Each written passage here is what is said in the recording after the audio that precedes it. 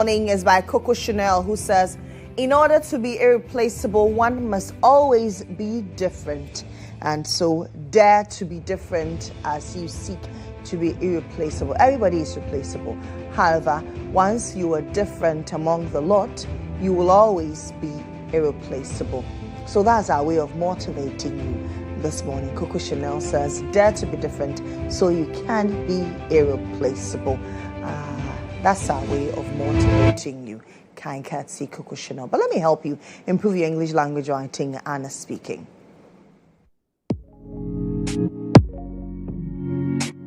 Today's word is Finagle.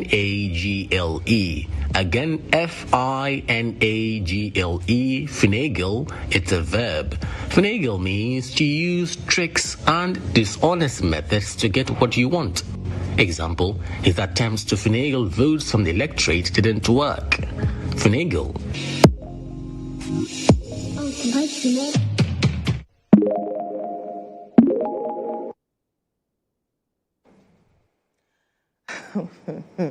Okay, I'm sure that on January 31, 2026, we'll find a lot of people trying to finagling voters in their favor. Anyway, that's our way of teaching you how to speak better English this morning. Let me pump you up. It's a beautiful Tuesday morning. It's cold depending on where you live. As you are in the Greater Accra region, especially, it is a very cold morning. I know that you're struggling to get out of bed, but mind you, you need to go out there and earn your keep. So let me help you. Let me pump you up with our video of the day.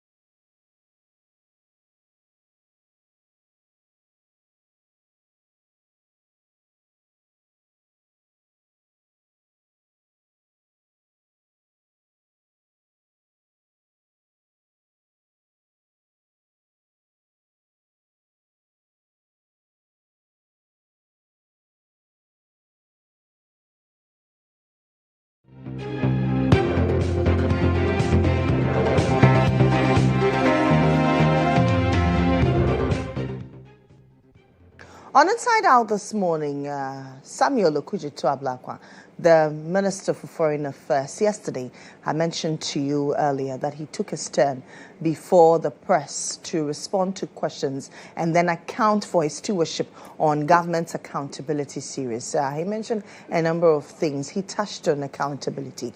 He touched on the state of our presidential jet and why the need to intensely service it, and then if there is a need, we need to purchase a new presidential jet because it suffered massive corrosion. That is why it is currently not in use. He also touched on our deportee deal with the United States and what it means for the country, Ghana. Let's listen to him. Some people clearly want to justify certain actions of the past and whitewash. I still maintain when a presidential jet is in pristine condition, it is not right to be chartering £18,000, $20,000 an hour charter jet. We come into public office to protect the purse and to do our best to be measured and to be frugal. President Akufo-Addo himself promised us at his inauguration that he was coming to protect the public purse. So I do not see why some people want to use this as some opportunity to settle, political scores and to come after me in the most unfair manner. Taking his turn at government's accountability series at the presidency, Foreign Affairs Minister Samuel Okudzeto-Ablakwa touched on one of the most controversial issues, the presidential jets. According to the minister, who led a campaign against the chartering of expensive private jets by the Nana Addo administration, he remains resolute against any attempt to purchase a new presidential jet when the current one has been assessed and approved for use. However, he believes the current one can be traded for a new one as part of cost-cutting measures. Some people clearly want to justify certain actions of the past and whitewash. I still maintain when a presidential jet is in pristine condition, it is not right to be chartering £18,000, $20,000 an hour charter jet. We come into public office to protect the purse and to do our best to be measured and to be frugal.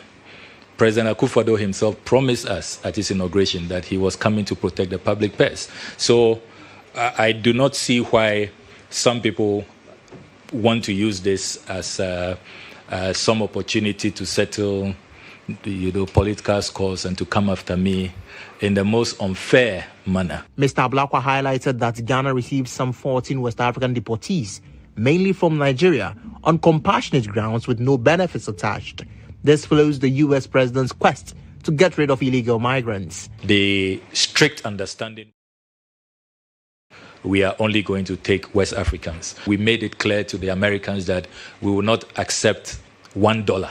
We don't want any, because it comes with some financial burden, hosting them, taking care of the accommodation and all of that before they transition to their countries. But we said that we will not, because it could be misconstrued and the impression could be created that we are doing this for some other motive, some financial objective. We are not seeking any financial gain at all, and we have stated that under no circumstance will we accept any financial reward for accepting. We just could not continue to take the suffering of our fellow West Africans. And remember that West Africans can come to our country visa-free.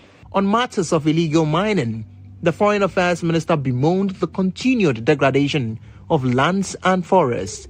He stressed the need to enforce laws, arrest and prosecute perpetrators in order to safeguard the environment. This Galamsey menace is really a menace that all of us must confront, and it aches my heart. It gives all of us sleepless nights. It is an existential threat we face, and if we don't deal with it boldly and ruthlessly, we are virtually on a suicidal path. And the little we can do as foreign ministry, making sure that at least we stop suspicious characters from coming in, we are doing that. Of course, we are not responsible for going into the field and removing those who are engaged in that. We have other ministries who are capable and competent in dealing with the ground menace.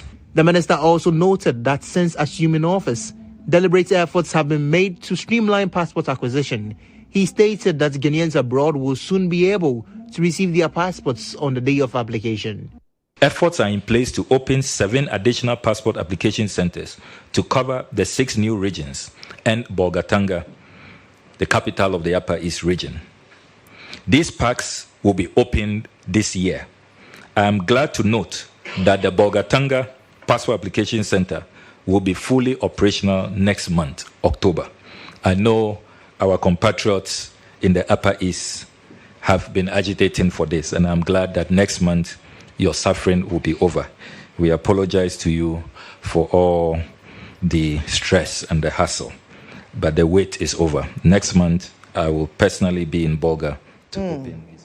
So that's Samuel Okudzeto-Ablakwa there, taking his stand before Government Accountability Series in front of the press to update the whole nation what he's been doing, especially the talk about presidential jet and the debate as to whether we should purchase a new one or not. When in opposition, he fiercely stated that the government does not need, or the government of Ghana does not need a new presidential jet. Now we understand that it is not in pristine condition because it has suffered a massive corrosion. At what point did we realize that as a country, our presidential jet was not in pristine condition? I think that we politicize a lot of things. And so when there is a need to backtrack, we're dragging our feet because of the things that we said when we were not in power. See, the safety of the first gentleman of the land should not be under question. We should not even debate whether we need a presidential jet, simpliciter. Whether we needed it yesterday, we needed it today. We need a presidential jet. These were calls we should have had about 5 or 6 years ago. We needed a presidential jet. Why are we still renting jets? Ivy, good morning. Good morning, Lily. I think that as a country, we should move away from a lot of the politicization of certain issues. These are safety and security issues. Yes. If there is anything that will not change, if there is any conversation that will not go away, there's a conversation around our presidential jet. Yes. Yesterday, the Minister for Foreign Affairs and Regional Integration, Samuel Okudzeto-Ablakwa, related to the fact that even as a ranking member, and of course I've reported from Parliament for a while, so I should know about these things. It was his question that brought the Defense Minister then to Parliament, Dominic Nitio, who related to the inefficiencies in our presidential jet, including the inability of the President then to refresh when he's about to land, right? Of course, the might widely talked about he cannot bath and what have you, those things. It was Samuel Okudzeto-Ablakwa's questions that brought the minister there. Now, also, what he said yesterday is true, that he related to the fact that if indeed the government then believed that there was something wrong with the presidential jet, it should be sold or traded off and new one bought. And yesterday he said he still maintains that because it's been in France for a while now. This news was given to us. It needs to be serviced. And Exactly. yesterday he mentioned that it suffered massive corrosion. Exactly. And that's why it's still under service. Yes, and the late Omani Buama was the one who informed Parliament. I was there that day that indeed after this government took office, I think it was used for just the first 3 months, after which they discovered the massive corrosion that is being talked about, reason why it had to be sent to France. Even at that time, he was unable to tell the timeline because he says they fixed this today, the next day there's an update as to what else needs to be fixed. Yesterday, even Samuel Okudzeto-Ablakwa could not give us a definite timeline as to when our presidential jet is returning. But he maintains that if it is fixable, then so be it. But if it's not, then he maintains. If it suffered massive corrosion, How is it fixable? Because if it was fixable, it's been away for quite some time. Yeah, quite some time, yes. So if it is, and he admits that it is not in pristine condition. Yeah. So if it is fixable, I'm sure by now they could have fixed it. But I'm wondering, at what point did we as a country realize that our presidential jet was in a terrible condition? Good question. Good question. Per what the late defense minister told Parliament, it was 3 months after this government took office. 3 months after Because this government, the president used it. Yeah. that's when they realized it was not in good condition. Yes. But while they were in opposition, the government of the day at the time kept mentioning that the presidential jet was not in good condition. Earlier on. But interestingly, you know, when Omani Boama came to Parliament, the late, God bless his soul, Dominic Nitiu was there. And he insisted that the aircraft is in pristine condition. And I'm talking about under this administration. So it's just that the script had flipped, right? Yeah. Just different dates, same access. Because when Akufo-Addo was hiring or renting the jet, of course, we're told that this was undergoing some servicing. The presidential jet was undergoing some servicing. Subsequently, the president stopped renting jets. If you remember, about 6 months to the elections, or even earlier, Nana Addo Akufo-Addo, there were no longer stories of he renting private jets. What it meant was that the presidential jet had then been serviced and it was being used. So it's on that basis that Dominic Nitiu insisted in Parliament that it was in good shape. And it was on the back of the president using the brothers' jets. Yes. The brothers' private jet. Dominic Nitiu was insisting that, no, the president had no reason to use the brothers' jet because as far as he could remember, when they were leaving office, the presidential jet was in pristine condition. Then subsequently, the defense minister came to say that no, it had gone to France for servicing. So it's a conversation that will never die. It's such a funny conversation, but in reality, it borders on security. Oh yes, and something needs to be done. And something urgently needs to be done about it. Yes. In this era of even helicopters that we are told were in pristine conditions crashing. How much more a presidential jet that we know, as of now, the Foreign Affairs Minister has told us in confidence that it is not in pristine because it has suffered massive corrosion. I mean, something ought to be done about it. And he also mentioned that we need a presidential travel policy, and I think that it is long overdue. That I agree. It is long overdue. And it must cover the number of delegations. Right. It must equally cover per diems, how much money we lose. How you even travel. Right. Yes, I understand as we speak now, there's a policy in place where you have to get the express permission of the chief of staff for you to travel. But that is just a policy that has been put in place by this administration. We need something that is binding. So we don't have on future governments. Exactly. And I think we need that. We need that. If once we have that, then we will not be talking about which jet the president is traveling on, whether it's private or commercial and what have you. We need to have that done. So then it doesn't become a political football. You also related to the conflict that has become a pet subject on this platform, the Biniri conflict. It started, and kudos to the GHOne team. We highlighted when the numbers were just 5. When the numbers were 10, we highlighted. I remember we engaged in a member of parliament, the DC for the area, the regional minister, and what have you. Then the country, of course, we didn't blink. The country blinked, and we had moved from 10 to 31 lives. Very, very, very appalling. And then before we could turn back from blinking, the number of displaced residents are in Côte d'Ivoire seeking asylum and seeking shelter. The minister visited and says they are preparing to get all of them back. I think that's long overdue. They should all return, and some of them voluntarily have returned.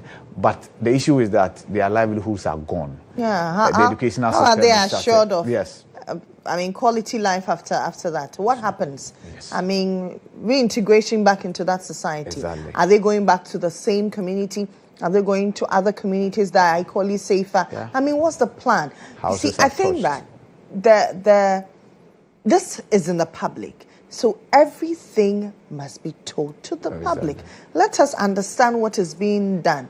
Because if we are accepting deportees on a nothing policy, we're not taking anything. We are not taking anything. Our people are walking into neighboring countries seeking asylum. That is a dent on our image. Yes, it is.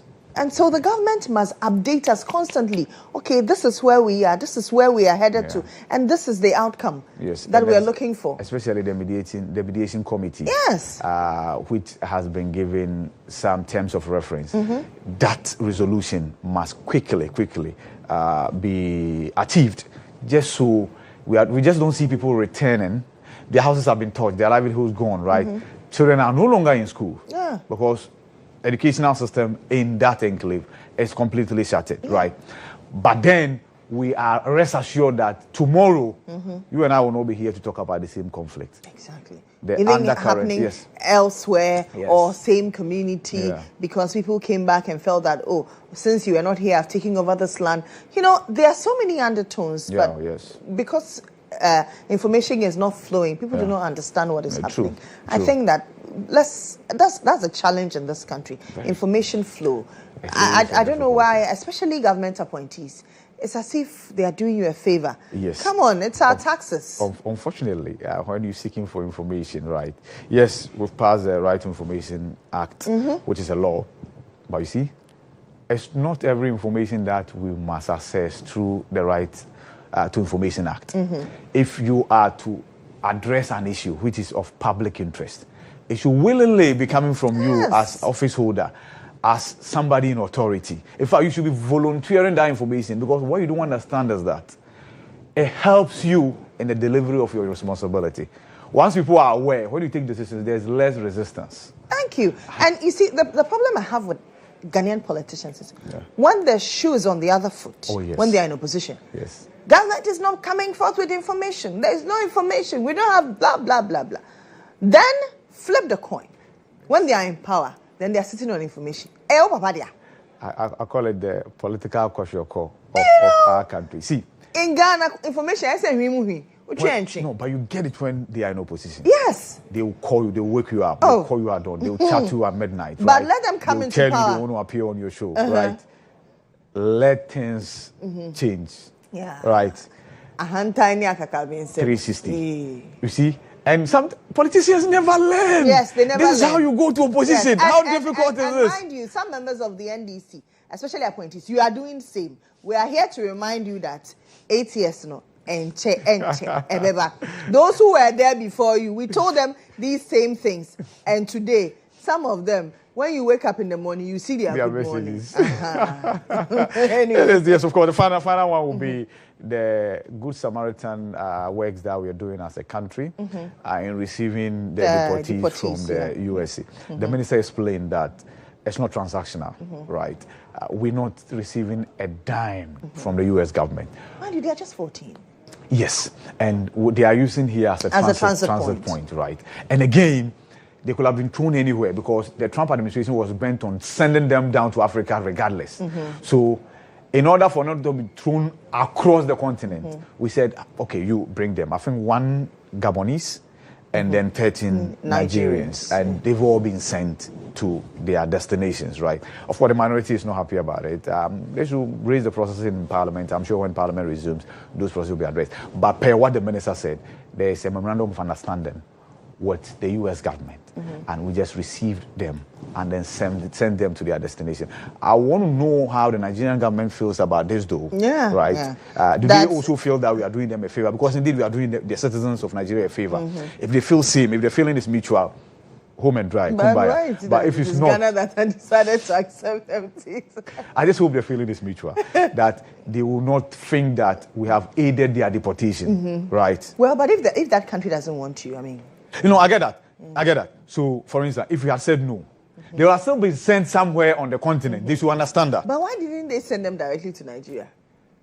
Okay, that's a good question as well. Yeah, is there no direct flight from the United States to Nigeria? That's a good question as well. But there are some legal implications. I've seen a transcript of what transpired in court, and a whole lot of legal implications here and there, and legal argument. But the Trump administration, once it's bent on doing something, sometimes it doesn't care what the law says. You can bet your last city that it will do. Yeah. Thank you very much. That should do for Inside Out. Let's bring you the latest update in sports.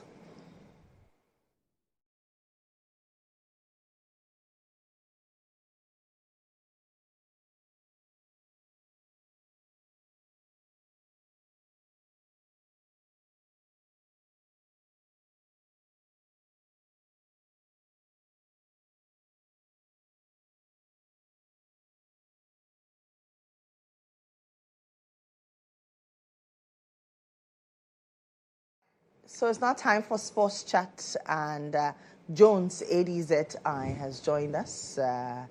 Jones. Yep. Good morning. Do you have any updates on Black Stars? No, please. Okay. We want Otuado to sleep peacefully, so knowing that he's not going to the World Cup. What's up, no, she's talking about him not sending to the World Cup. He might not be our coach. That's likely to happen. You people, I support Otuado. As for me, I still support Otuado. I believe in him. He's the man to take us there to the promised land. Okay, inshallah. And people will be okay. I'll not talk about deportation. Let's go. Anyway, what's happening? So we'll start off from the world of athletics, the World Athletics Championship, where this young man, this 25-year-old Amand Duplantis, is breaking all the records there. You get to see the highlights of his pole vault. Yesterday he broke that record. He's actually the first human being to get to conquer that height of 6.30. And 6.30 is like, the average basketball, the net, how high it is, times 2. Okay. That's how high this guy jumped yesterday at the World Athletics Championship. And congratulations to him. He's making Sweden proud, and all of the people around him. And it's actually the 4th time he's breaking that. Just this year, this is the 4th time, and that's how high it was yesterday.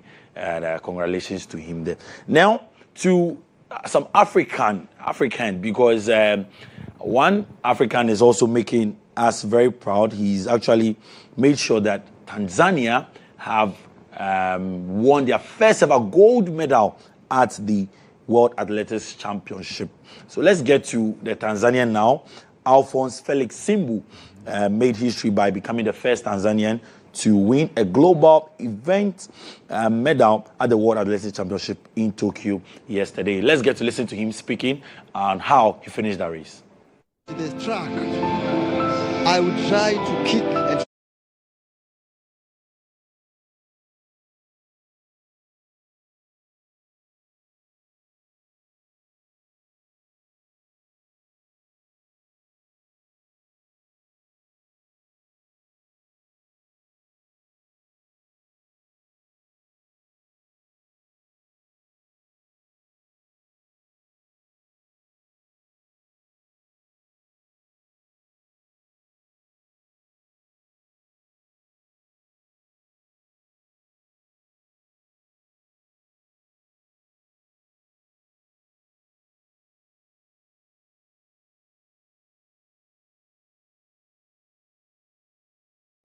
Simbu becoming the first Tanzanian to win a gold medal for his country at the World Athletics Championship. Congratulations to him there. We'll bring you all the details of the World Athletics Championship on the game today at 1 p.m. Let's quickly move on to basketball because the Accra Basketball League is getting nearer to the end. And then, of course, right at the end of the league, we'll see the playoff series. Let's get to see some of the fixtures that will be happening today because the University of Ghana team, both the male and female, would all be in action. The Knights are on top. The Spintex Knights on top with 38 points. The GRA are second with 29 points. So Spintex Knights have booked their playoff place, picked up spots there. The GRA also picking one spot. And then, of course, the Task and the Air Force will be battling for that spot. Let's see if the UG can come, and they have close to some 2 games to go. So if they win today's game, they should be getting closer to that playoff zone in the men's division in there. And the women's division, we see the GRA as well. They are on top. They have 34 points. The police are second with 30 points. The reformers are third with 30 points. And of course, the Navy fourth with 27 points in there as well. So these teams, the Army and then of course the BSA, can all pick the last spots in the Women's League playoff scene. So let's get to see some of the fixtures for today. The University of Ghana men's basketball team would take on the BSA men's basketball team, and then the women's basketball team of the University of Ghana would face the men's basketball team. There are fixtures, reformers taking the UG, and then of course the Air Force play the Nungwako Store. The Task would take on the GRA in the men's division, and in the women's division, as I said earlier, today we'll see the University of Ghana women's basketball team facing the basketball soccer academy there today as well. Let's end off with the UEFA Champions League. It is back, and we'll see Thomas Partey returning to London, not to face Arsenal, but he will face Spurs. And there you see some of the fixtures there in Athletic Club today. We'll take on Arsenal at 4:45 p.m. So the time there is in the UK, but then in Ghana here it will be at 4:45 p.m. Athletic Club taking on Arsenal. PSV play Union St. Gilloise, and then Benfica will take on Karabakh. Juventus play Dortmund. Real Madrid face Marseille, and then Mohammed Kudus coming up against Thomas Partey. Tottenham Hotspur facing on Villarreal at 7 p.m., not 8 p.m., 7 p.m. Ghana time there. So they have the updates from the UEFA Champions League today. Thomas Partey, Kudus, who's your money on? Kudus Day. Kudus Day. How are you expecting me to support a Partey when there's Mohammed Kudus? If it was just Partey and somebody else, I'll support Partey. But once there's a Mohammed Kudus, my name is Lily Mohammed. I'm very biased. Hey, so unless Thomas Partey adds Mohammed to his name, yes, Thomas Mohammed Partey. No, but if it's Mohammed Kudus and Thomas Partey, my bet is on Mohammed Kudus. If it's Thomas Partey, and then let's say a certain somebody, Alexander Djiku. Yes, I'll support Thomas Partey. But if it's Kudus, dear. Kudus, dear. Well, today 7 p.m. they'll meet in the UEFA Even if Champions it's Kudus and Donald Trump. I love Donald Trump, but even if it's Kudus and Donald Trump, it's Mohammed Kudus. Hey, Donald Trump. The way I'll not say anything. I'll leave it for the deportees to talk. Well, just do the right thing. Simplicity. The right thing. Yeah, we'll do the right thing. We'll go to the World Cup. Thank you very much. Yeah, and I'll see you in Mexico. Yeah, I'll see you. Yeah. All right. Thank you very much for the sports stats. Let's now tell you what the newspapers are reporting.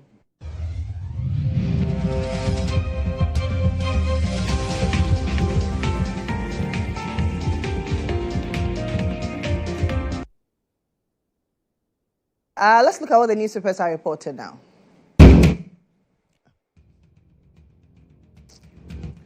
The Ghanaian Times newspaper, Langas on rampage attack residents, estate developers at New Legon. Government opens design competition for missions abroad. 273 million cedis earmarked for strengthening foundation learning. Lands Ministry gets 5 million cedis, 25 new pickups to fight galamsey.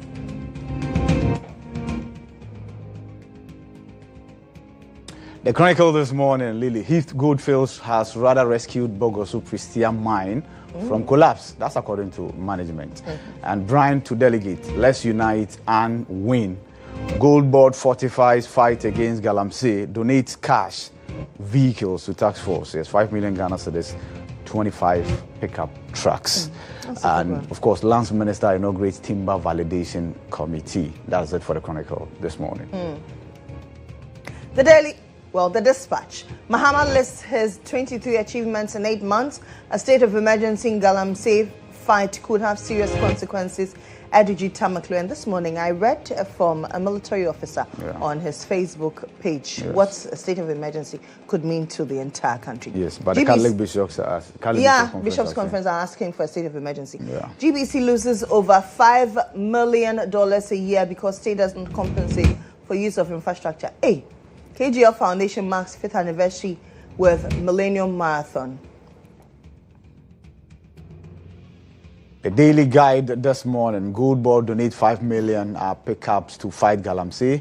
Animal Farm, judge grants Abronye 50,000 Ghana cedis bail. Of course, yesterday we had mentioned that there were some interventions in the works, and barring any unforeseen circumstances, Abronye was going to get his freedom, albeit temporary. So it happened yesterday. He's been granted bail. Asante Hima funeral rite starts. And I've seen a video of some members of the task force whipping and flogging some traders. I think we could do without those excesses. NPP elders set up committee to monitor presidential campaign. That is it for the Daily Guide this morning. Daily Graphic, 48,000 Benin residents want to return home. NADMO takes steps to ensure safety. Thousands bid farewell to Asante Hima. Auditor General recovers 10 million cedis and earned salaries. Apostle Safo was brilliant inventor. Professor Frimpong Boateng. The Daily Post, government introduces same-day passport service. 70,000 application backlog cleared. Gold Board supports fight against illegal mining with major donation. And AG Aine accuses GBA of partisan bias, selective advocacy on constitutional issues. That is it for the Daily Post.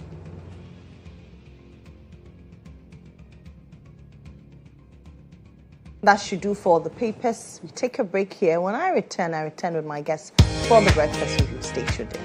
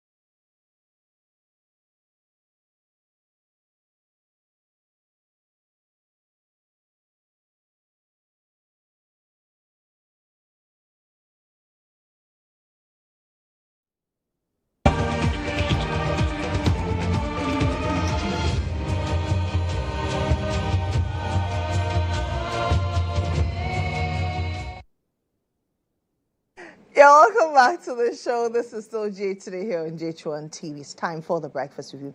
On the Breakfast Review this morning, I've been joined in studio by Dr. Palgrave Boachidankwa. He is a man who is connected. He's a lecturer and he speaks for the New Patriotic Party as well.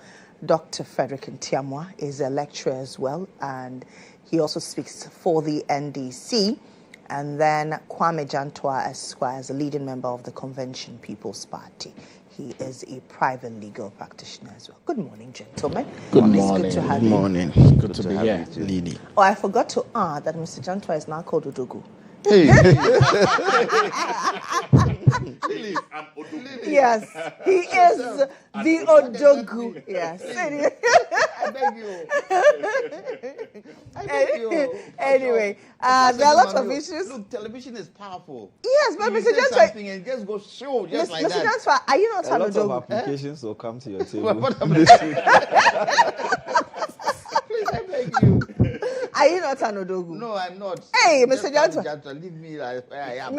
See the way you are smiling. I know. I will smile. Palgrave, I'm warning you. Odogu. Thank you. Anyway, a lot of issues leading the pack. Let's talk about Galamsey. The acting Chief Justice has waded into the controversy about decisive action in fighting Galamsey. The Catholic Bishops' Conference has also stated that government must declare a state of emergency. However, President Mohammed says that is the last resort. What is the difficulty in declaring a state of emergency? I've read from some security personnel, especially on social media, on the repercussions of declaring a state of emergency. But is it necessary? Some environmentalists say that it is necessary to declare a state of emergency. Let me start with you, Doc. Good morning. Good morning. Good morning, Lily, and a very good morning to my colleagues on the panel and your viewing public. And I would like to use this opportunity to send my deepest condolences to Apostle Safo's family and the Crystal Safo team. You know that Adjoa Safo is a member of the New Patriotic Party, and so our deepest condolences to them. They transformed and brought a lot of innovation in Ghana, and we commend his father for such work. Lily, Galamsey. Has your boss been there to commiserate with them? We have issued a statement because, I mean, you know that he's an in-law as well. Yeah, so we've issued a statement. Which of his bosses?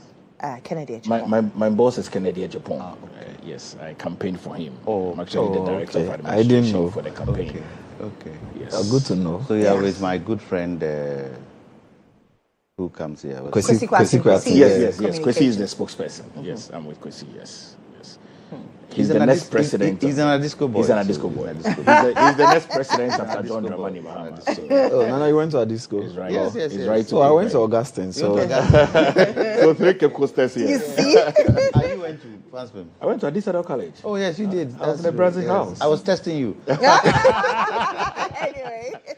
You know, Galamsey, Lily, every politician who has toured the length and breadth of this country is very much aware that illegal mining is an economy at the local level. Sure. As we speak this morning at 8 o'clock, they're already in the bush. They are in the pits. They work day, night, dawn, evening, all across. Dawn till dusk. And what we have at our hand now is primarily because this government of John Dramani Mahama politicized illegal mining and placed a lot of pressure on the government of President Nana Addo Dankwa Akufo-Addo. For which reason, you'll recall in 2017, Nana Addo said he's putting his presidency on the line. We felt the impact of that in the 2020 election because this government, then in opposition, campaigned in areas where illegal mining was ongoing, and the efforts that government had placed in stated that they'll reverse those efforts. And today, I'm sure that John Dramani Mahama clearly sees that you cannot play politics with illegal mining. And illegality is one that people must face the full rigors of the law. And I'm wondering why people must make money at our expense. Over the weekend, I had a lot of conversations with people in areas where they are mining. And the water that is coming through the pipe-borne water is extremely dangerous. If it's not green, it's brown. If it's not brown, it's other colors. And we cannot be too sure of the detriment that is given to all of us. We have young people that are dying extremely young of illnesses that when many years ago we knew was for old people. And so my take on this matter is that the illegal mining, Galamsey as it is an economy at the local level. There must be a lot more dialogue as successive governments have had. There must be an alternative livelihood program for the people that are involved in it. Obviously, there must be a mindset change because they will not get the same value of money as they have in the perpetuating of their illegality if we even give them an alternative livelihood program. But there must be an enforcement of the law. People must be arrested. People must be put behind the law court, and people must face the sentences thereof. Secondly, we are aware that people bring in excavators. These excavators are put on low beds and are sent into areas where mining is ongoing. These people who bring in these excavators might be investors. Investors who go into the local community to be able to perpetuate acts of illegality because the land custodians, the chiefs, and all the people that own it want development and want to be able to see that their mineral resources are mined. But I'm of the opinion and the school of thought that if we don't mine gold and we wait to have the requisite skills and the requisite investment in the future, our gold will not run away. So why are we mining gold illegally? Why are we depleting water bodies? Why is the LI 2462 still not done with when we asked for its revocation in December 2024? I'm aware that the Attorney General is right, but it's long overdue. This is 9 months of the government. So the government cannot be placing ostriches and cannot be playing political hypocrisy. I think that this is the legacy of President John Dramani Mahama. This is his legacy presidency. He needs to prove to the Ghanaian people that he has the authority. He needs to prove to the Ghanaian people that he can make the decision. And I think that if he declares a state of emergency in very targeted areas, incrementally, we're not asking for a total state of emergency. You are aware of areas where people are perpetuating illegality. You know it. It's not as though you do not know it. Which is why when the Gold Board was formed, I mean, many of us were of the thought that it's going to increase a high level of small-scale mining in an illegal way. So call for a state of emergency in targeted areas so that people can be able to see that you have the boldness, you will crack the whip, and people can be able to do the right thing. Now, there are also people who have license to mine, but in the process of mining, they perpetuate illegality because they are mining along water bodies. Which is why it is important for the manufacturers of chamfines, those who do the chamfines and then they have the motor and then they go along a river and then they use the motor to get the water into the chamfine to be able to clean their stones and get the gold out or allure out.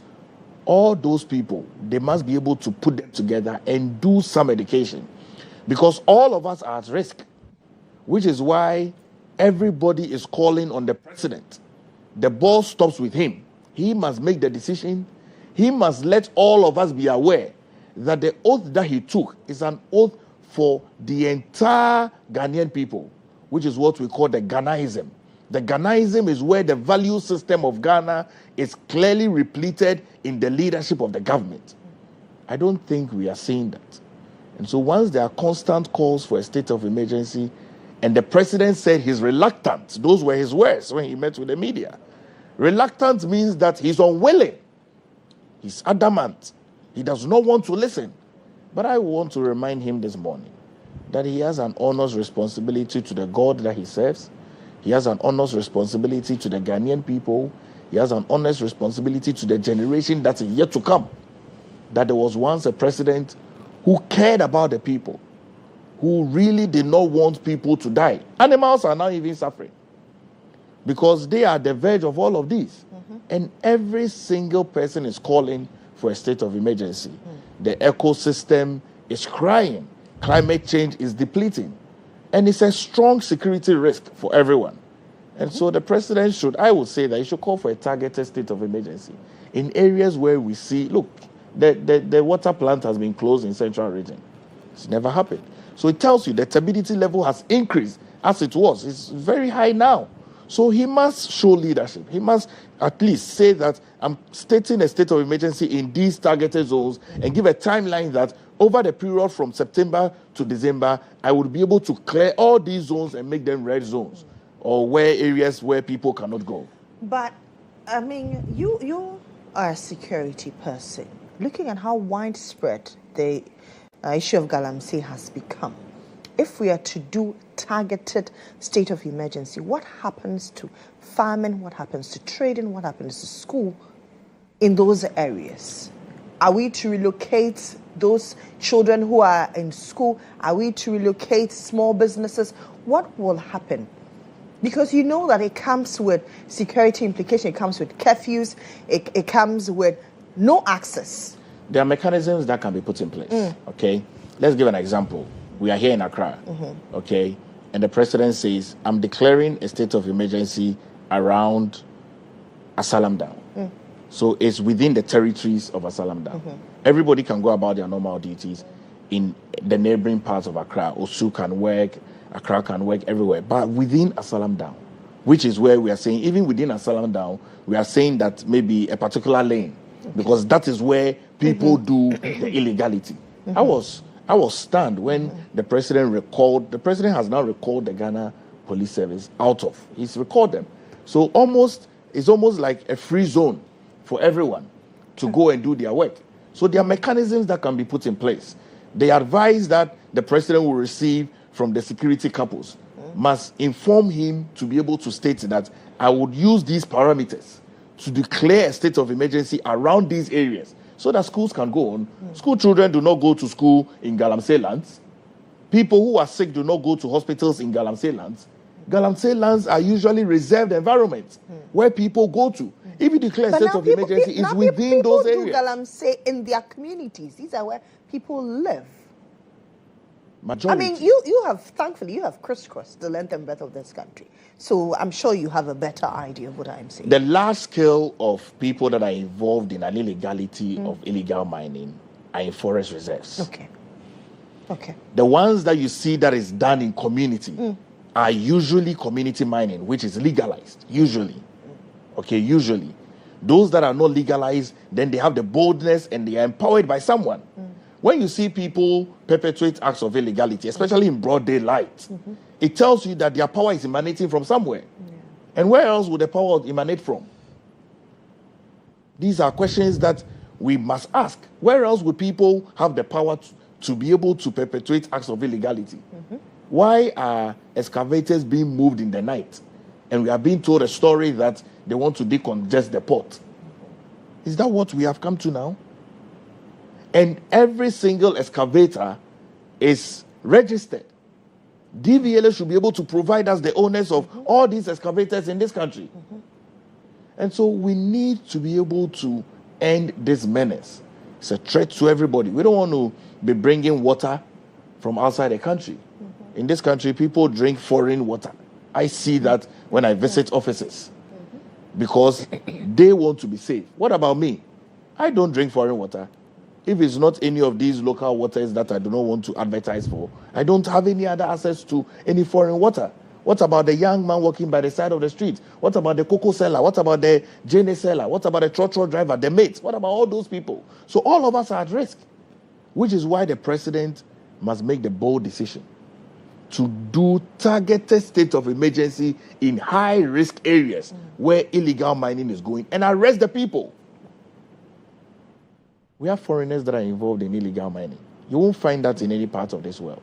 I can't go to a country and not have license and use local people to perpetrate acts of illegality. It doesn't happen. But we look on broad daylight and people are harming us. Give out our lands. It's terrible. Doc.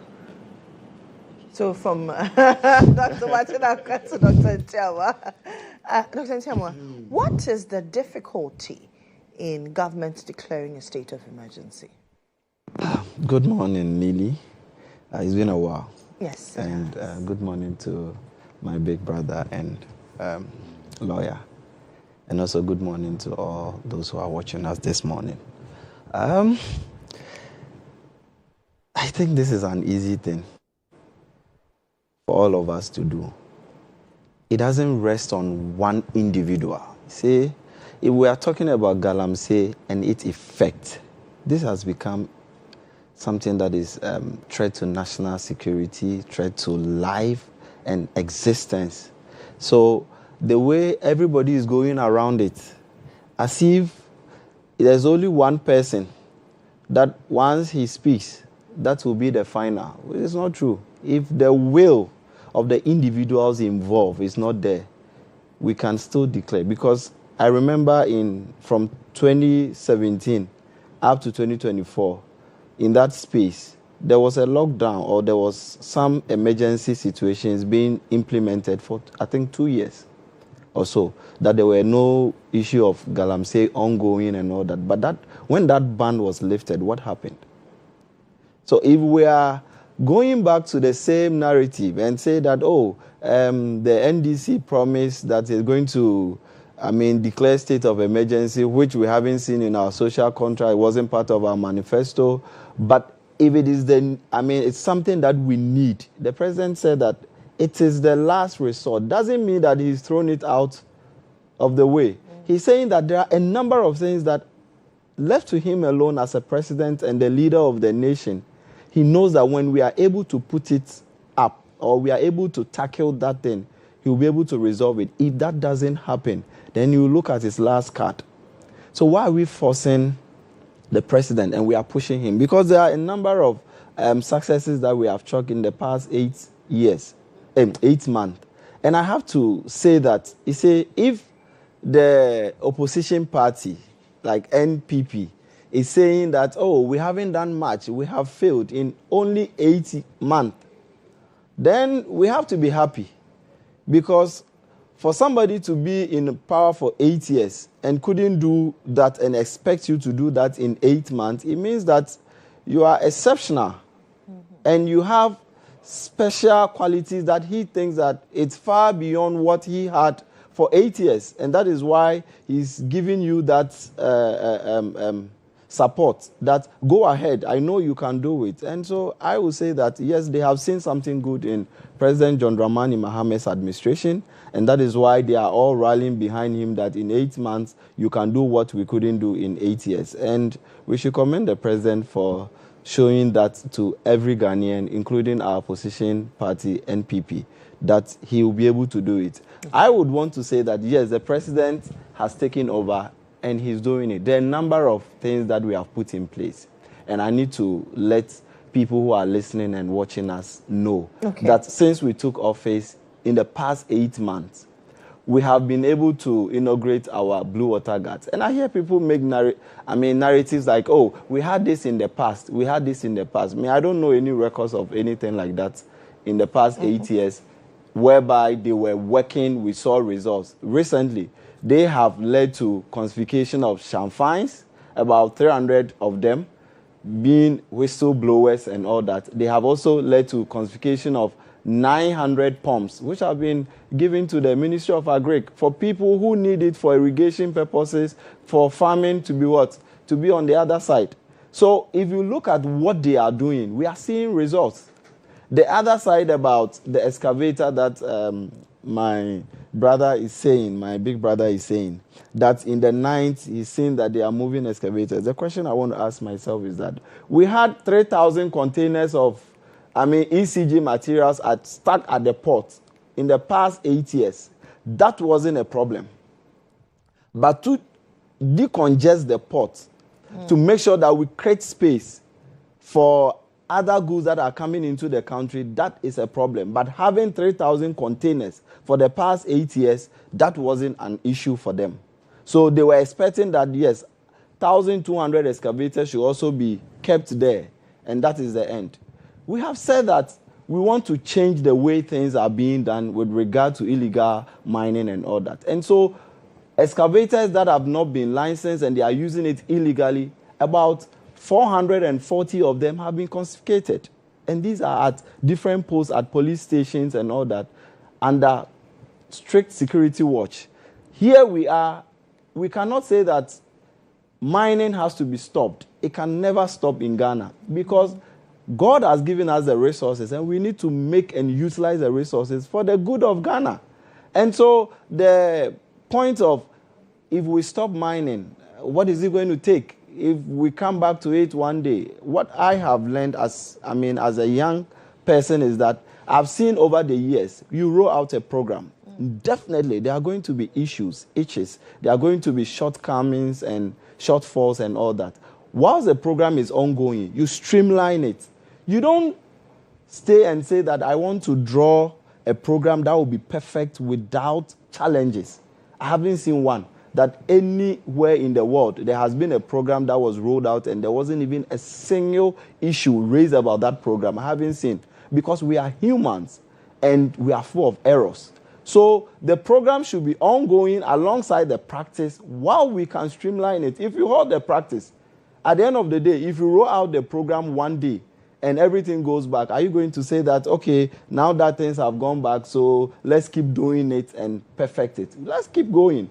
We have a number of things we have put in place. The state of emergency is not something that the president thinks that at this time we need it so much. Because if you look at when you were asking about state of emergency and its effects, we also have to look at the fact that there are people who are doing mining legally and they are doing it responsibly. Not everybody is mining irresponsibly. So if you want to declare a state of emergency, you are looking at affecting all those who are doing the right things. We have companies who have moved in and they are doing large-scale mining. Everybody is going to be affected. And in the past, from 1970 up to now, we have given about 20 leases to people to mine in our forests and our water bodies who are doing that responsibly without any degradation of our environment. And so if you say that we should declare a state of emergency without putting the right measures, do we have the money to pay those people?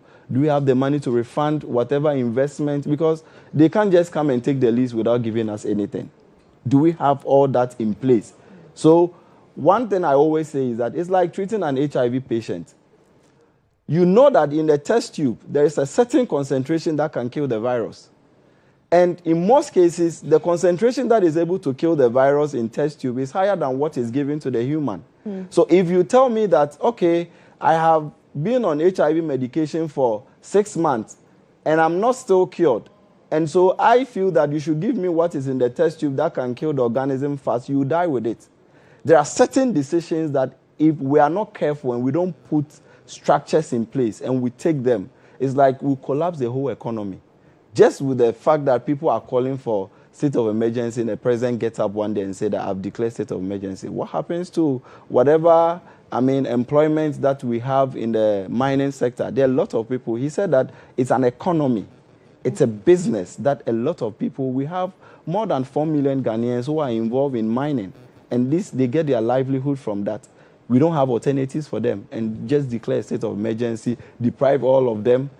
That is what happened in the past 8 years. And we don't want to go by their narration and what they have set as precedents. Shut down banks without having to put measures in place, deprive people of their livelihood and, businesses that they would do to earn ends meet. So these things, I think that for the purpose of Ghana and for everybody to be comfortable, there are measures that have been put in place. And I think that we should respect those directives and measures. If at any point the president has said that if he feels that that is what is needed, they were calling for the revocation of LI 2462. In 2022, or 2022, when you knew that you were going to lose power in 2024, after you have destroyed all the water bodies, everything, you decided that now I want the big wigs within the party to get huge consignment. So now let's bring this law. And you brought in this LI that gives the president now the power. So the president sits today and says that, Kofi Mensah, I have seen your good works with MPP party. You have the Etiwa forest. Go and mine in it. And that is what they did. They brought the law. And I am very disturbed when I was listening to my big brother saying that in 2024, when they were leaving, they were advocating for repeal of that law. Hey, something you brought in just 2022. So you knew one day you see that there's something wrong with it, but you still went ahead because you needed money to fund your elections. You needed money to fund party activities and all that. You decided to enact the law, and when you were about leaving, you realize after the damage and the destruction you have caused to, our lands and our water bodies, now you say that, oh, I'm leaving, so the next person come in, let me push him. Now, remove the law. The lion I have trained for so many years and is now killing. Make sure that you tame the lion. If not, it will kill you and kill everybody. Then you run away. These kind of things we can't accept. They don't have any moral rights. And I say this on this set that the NPP do not have any moral rights on any day to teach us how to go about Galamsey, because their president promised to put his presidency on the line in 2017. But then we are not even, said anything. Nobody was even talking about Galamsey because it wasn't as high, as we saw in the last 8 years. So we were not even concerned much about it. It was an issue, but it wasn't something that a lot of people were talking about. In 2017, the issue about, Galamsey and all those things, we knew about it, but it wasn't as serious as it became in the last 8 years. And so if they say that it was because we were putting pressure on them and that is why the president said, I'll put my presidency on the line, that is a lie. Okay. The president knew what he was coming in for, and he used that as part of his campaign message, that when I come, I'll make sure that the little mess that is in the system, I'll clear it, not knowing he was coming to contribute to it. Okay. And to end, Neely, I want to say that we have to all come together as a people. Because, the acting CJ was talking about the fact that why have we allowed few people, because of their personal gains, because of their parochial interests, to destroy or degrade our land and our water bodies to this extent? We know people that are into it. We know people and we encourage them. I've had calls from my village sometimes, because probably they see you, on TV and all that. Sometimes you get calls and says that, bro, please, I have gone to learn how to drive an excavator, and I want a place to work. Then I ask myself, excavator to do what? See, if you go to the villages, there are people who are pushing their young guys. They are not going to school. This free SHS and all the things that is ongoing, they are not taking advantage of it because there's a precedent.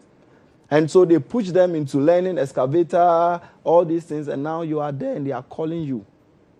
That help them so that they can be on one excavator and destroy more to get small money and use it unwisely. I think that where we are as a country, it is a collective effort.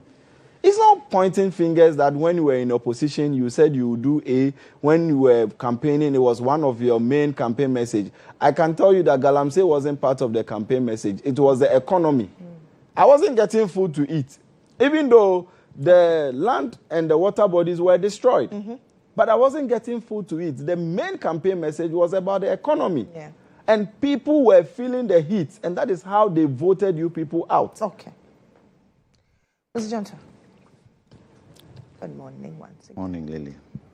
What can I say? Come again. What can I say? I'm saddened and mortified. Why? With regards to the way we are handling Galamsey. The politics, what we've seen this morning, this one saying this, I don't understand it. It's a threat that all of us are in it. Is that what we should be doing? Is it the politics that should take center stage where Galamsey is concerned? But the media has a huge role to play. Huge role to play. If the politicians aren't taking the step, the media should take the step. The media should take the step. But the media has always taken the step. Somebody. We keep highlighting on the issues. It's not a question of only highlighting. It's not a question of only highlighting. Push the politicians to do the action that they are supposed to do. Push them. You are the fourth realm of the state. Yeah.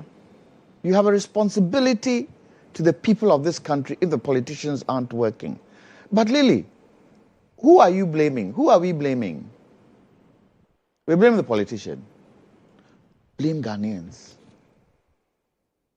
Blame Ghanaians. Look, you see, this thing was a small sore. A small sore that could have been treated. We left the small sore. The small sore has now become cancerous. And that cancer has spread and is spreading through the body. How are you going to treat it? Yesterday, there was the launch of GMPC's 40th anniversary of the presidency. I had the chance to speak with some high-level people where Galamsey is concerned. The theme that went through what these high-level people told me was the fact that the people aren't going to stop. Offer them money, they are not going to stop. There are people who send them money down there every month as salary. There are individuals, there are companies that send these Galamseyers money every month to do what they are doing. Why will they stop? Why will they stop? And that is the challenge, that even with the state of emergency, is going to be a war. And so, we have to be able to realize that the drug war you see in South America, this is our drug war. And you know the sad thing about it? The sad thing about it is that, and I keep saying it, the entire country is covered in gold. And we haven't really explored 70% of our gold reserves. If for anything at all, we are nearing only 20%. So it goes to show you the future of this country is in the gold going forward. And we don't want to do anything about it. That we are bantering where politics is concerned. The politics that we do here in Galamsey, it won't solve the problem. And I take from where Doc ended. The only way this problem could be solved is if we hold hands collectively and indicate. So MPP, when you came, what were the good things you did about Galamsey to stop it? NDC, what were the good things you did about Galamsey and what you're doing now? How can we marry these together and jointly attack Galamsey? Are we doing that? No. We are quarreling. We did this, or we did that, or we did this. Is this solving the problem? It's not. So it's on the surface. And the crocodile is underneath. And the crab has come up to tell you, crocodile, no, if you put your leg in, it will bite you. And we are still sitting and we are looking. It doesn't make sense to me. Look, in terms of the state of emergency, I would have wished that the president would declare a state of emergency on water bodies only, to start off with. Water bodies alone. Why? They say potable water is life. Mm-hmm. Potable water is like, where does potable water come from? Isn't it freshwater streams? Now, if that is being polluted and water is life, what does that mean? It would kill us if we don't have water. So that's the first point of call. There's an added value to declaring state of emergency on water bodies. And what is that added value? Shamfans, are they being imported? No. They are being fabricated here. That alone stops the fabrication of shamfans. That alone. Declare state of emergency water bodies. Shamfans can't go on the water bodies. And police it to the hilt. Police it to the hilt. Make sure. And we talk about blue, what do they call them? Blue water guards. Blue water guards. I think the president is commander-in-chief. He should set probably part of the army. Take a certain division of the army strictly for Galamsey. Why? Blue water guards. I hear dogs say, oh, they have sea shamfans and all that. Blue water guards, do they have weapons? No, they don't. No, they are whistleblowers. What do you call it? The Galamseyers, do they have weapons? Yes. So if blue water guards are faced by Galamseyers with guns, what will happen? Bloodbath. What will happen? They will kill a lot of them. But if we have a special branch of soldiers whose responsibility is to fight Galamsey, this is a war. This is a war. And we think it's not affecting us. It's affecting everybody. And we've got to fight it ruthlessly. At least for the next 6 months, if the president was to come in and say, we are fighting this thing. Ghanaians, let's hold hands. A, B, C, D, E is what we're going to do. And if we catch you, we deal with you. The president has a deal with America with regards to deportees. Let's have a deal with America. Bring us, surveillance equipment. Bring us... but that deal, we're told, comes at nothing. I'm saying, let's tell them, this is what we need to fight this canker that we have. Bring drones. Give us that we can sit in a dedicated place and be able to monitor. Ruthless. And maybe let me refine my but I think I still stand by it. Maybe ain't shoot to kill, but shoot to maim. Shoot to maim, because currently we haven't been able to arrest any financier, but there are people financing it. Down there, the people who are in the mud, and they are also getting finances from somewhere to continuously do that. So we'll shoot to maim. Do it for 6 months. You see what will happen. Because unfortunately, the politicians who are part and parcel of it are not ready to leave it. What did Asantini tell us? What did the speaker tell us? That we know. The politicians here, we know.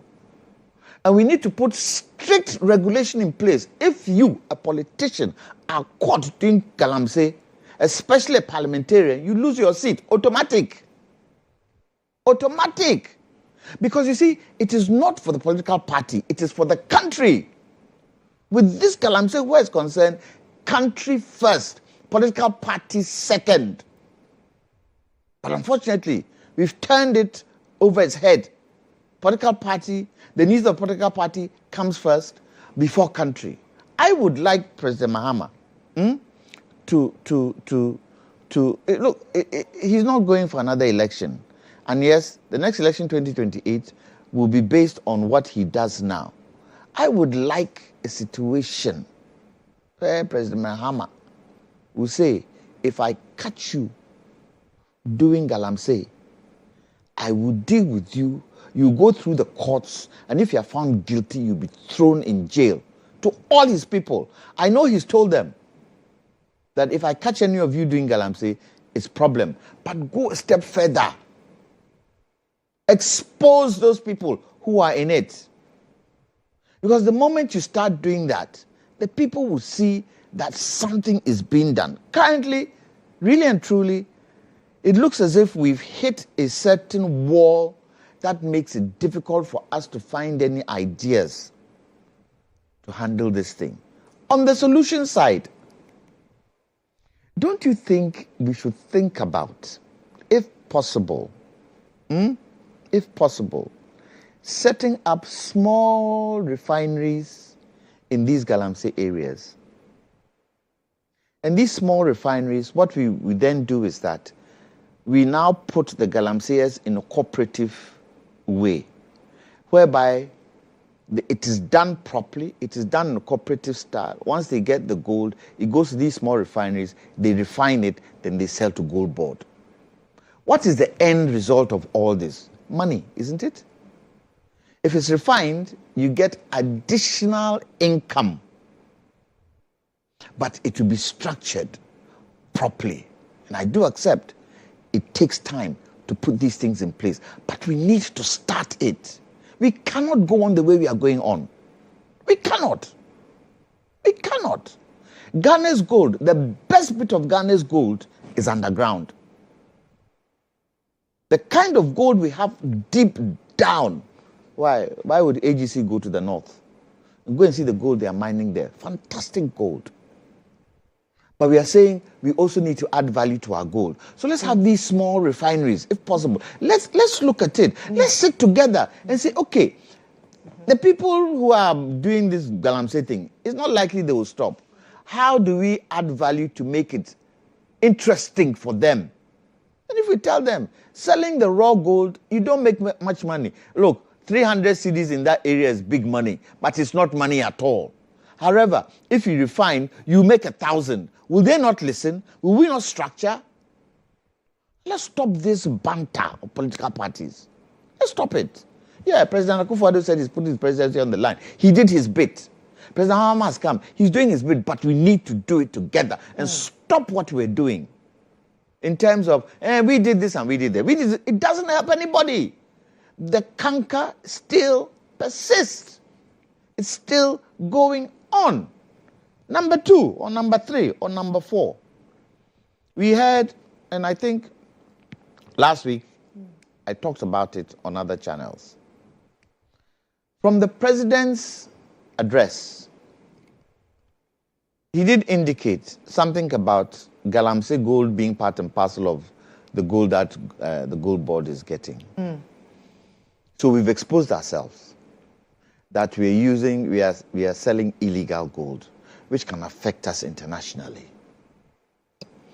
But let's look at it in this way. How much money has the Gold Board made recently from selling gold? Was it 6 billion? I think, was it? Is it 9? 9 billion. 9 billion. Yeah, I'll have to cross-check. 9 billion. Yeah. If it is true that part of this 9 billion, part of the gold comes from galamsey areas, just like the oil industry, when a company spills oil into 6.3 billion. 6.3 billion. When a company spills oil into the sea, the responsibility is up to the company to clear to any damage that has been caused, rectify, and to compensate. If the Gold Board, the gold that they are selling, there's galamsey gold in it, then the Gold Board has the responsibility to help, if for nothing at all, Ghana Water be able to purify our water by giving them a certain percentage of that 6 billion. Why? Because galamsey is threatening our water bodies. Ghana Water needs how much percent increase? 200 and something. We don't have the money, but Gold Board is making 6 billion. President Mahama, I please suggest to you, let's see whether we can use a certain percentage of that money to purify the water, because we all drink water and we all use water. Can you imagine? Your toilet, there's no water and you can't flush.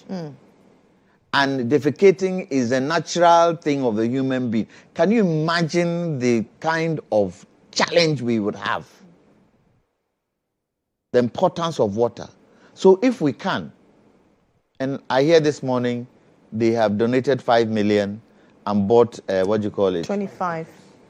25. 25 pickups. 25 pickups. And 5 million. They need to do more. They need to do more. Comrade President, dedicate a certain quantum of that money to purify our water. Maybe not water bodies, but at least the chemicals that are needed to purify the water. That part of that money be there.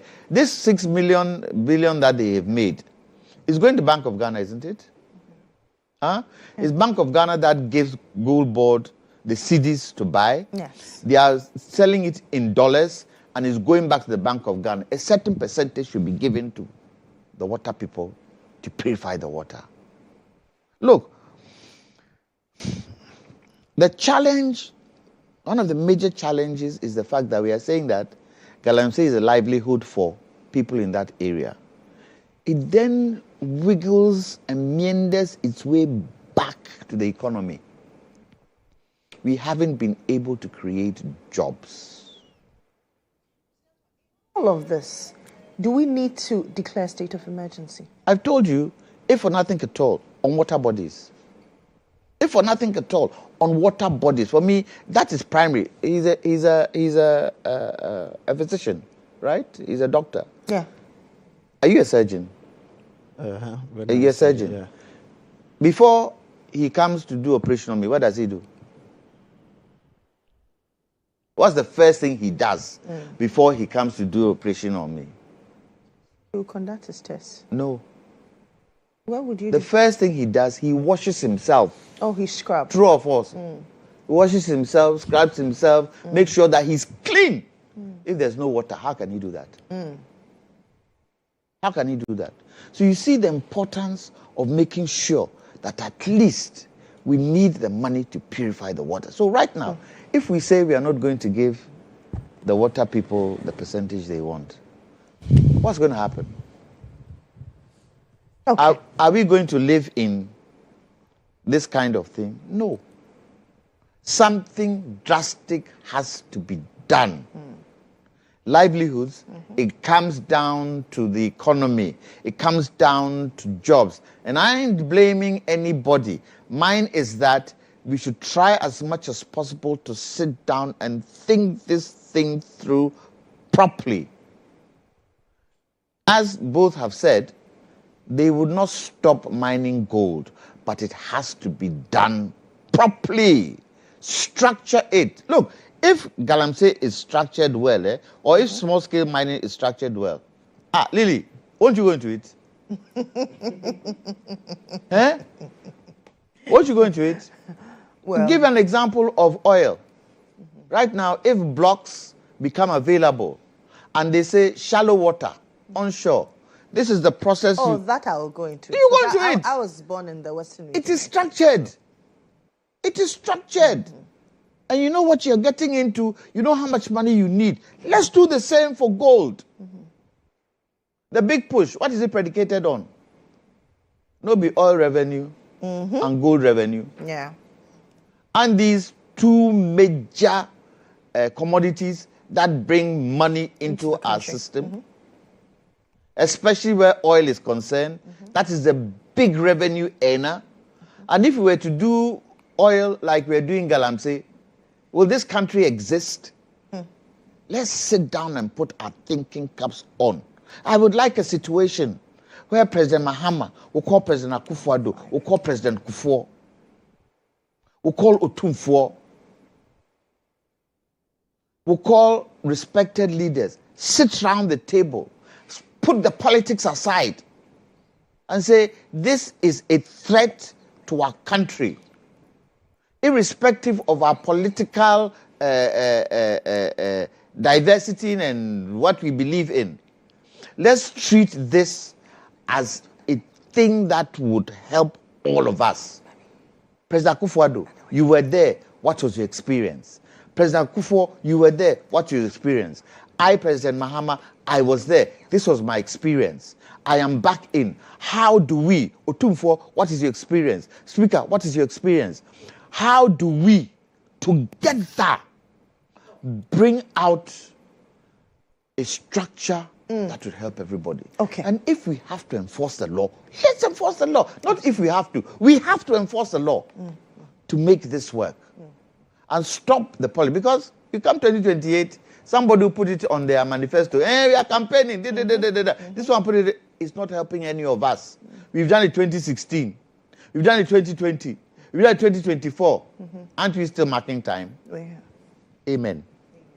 Mr. I know you have to go, but Yes. let's quickly touch on the granting of bail to Abonye. I know that there were a lot of talks about even the comments of the judge, and then the Attorney General is saying that lawyers, especially, you should stop partisanship in your practice. You see,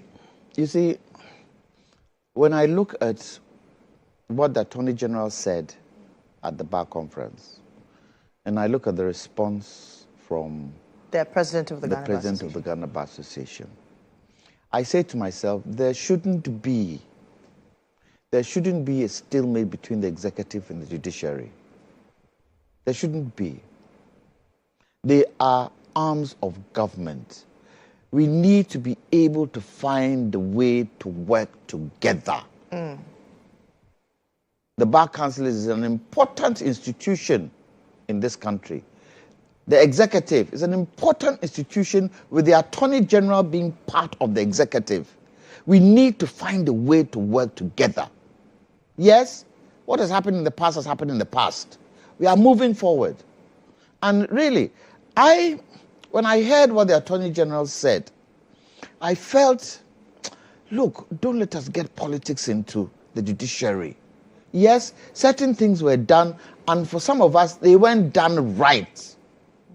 For some of us, they weren't done right. But I'm not here to sit and castigate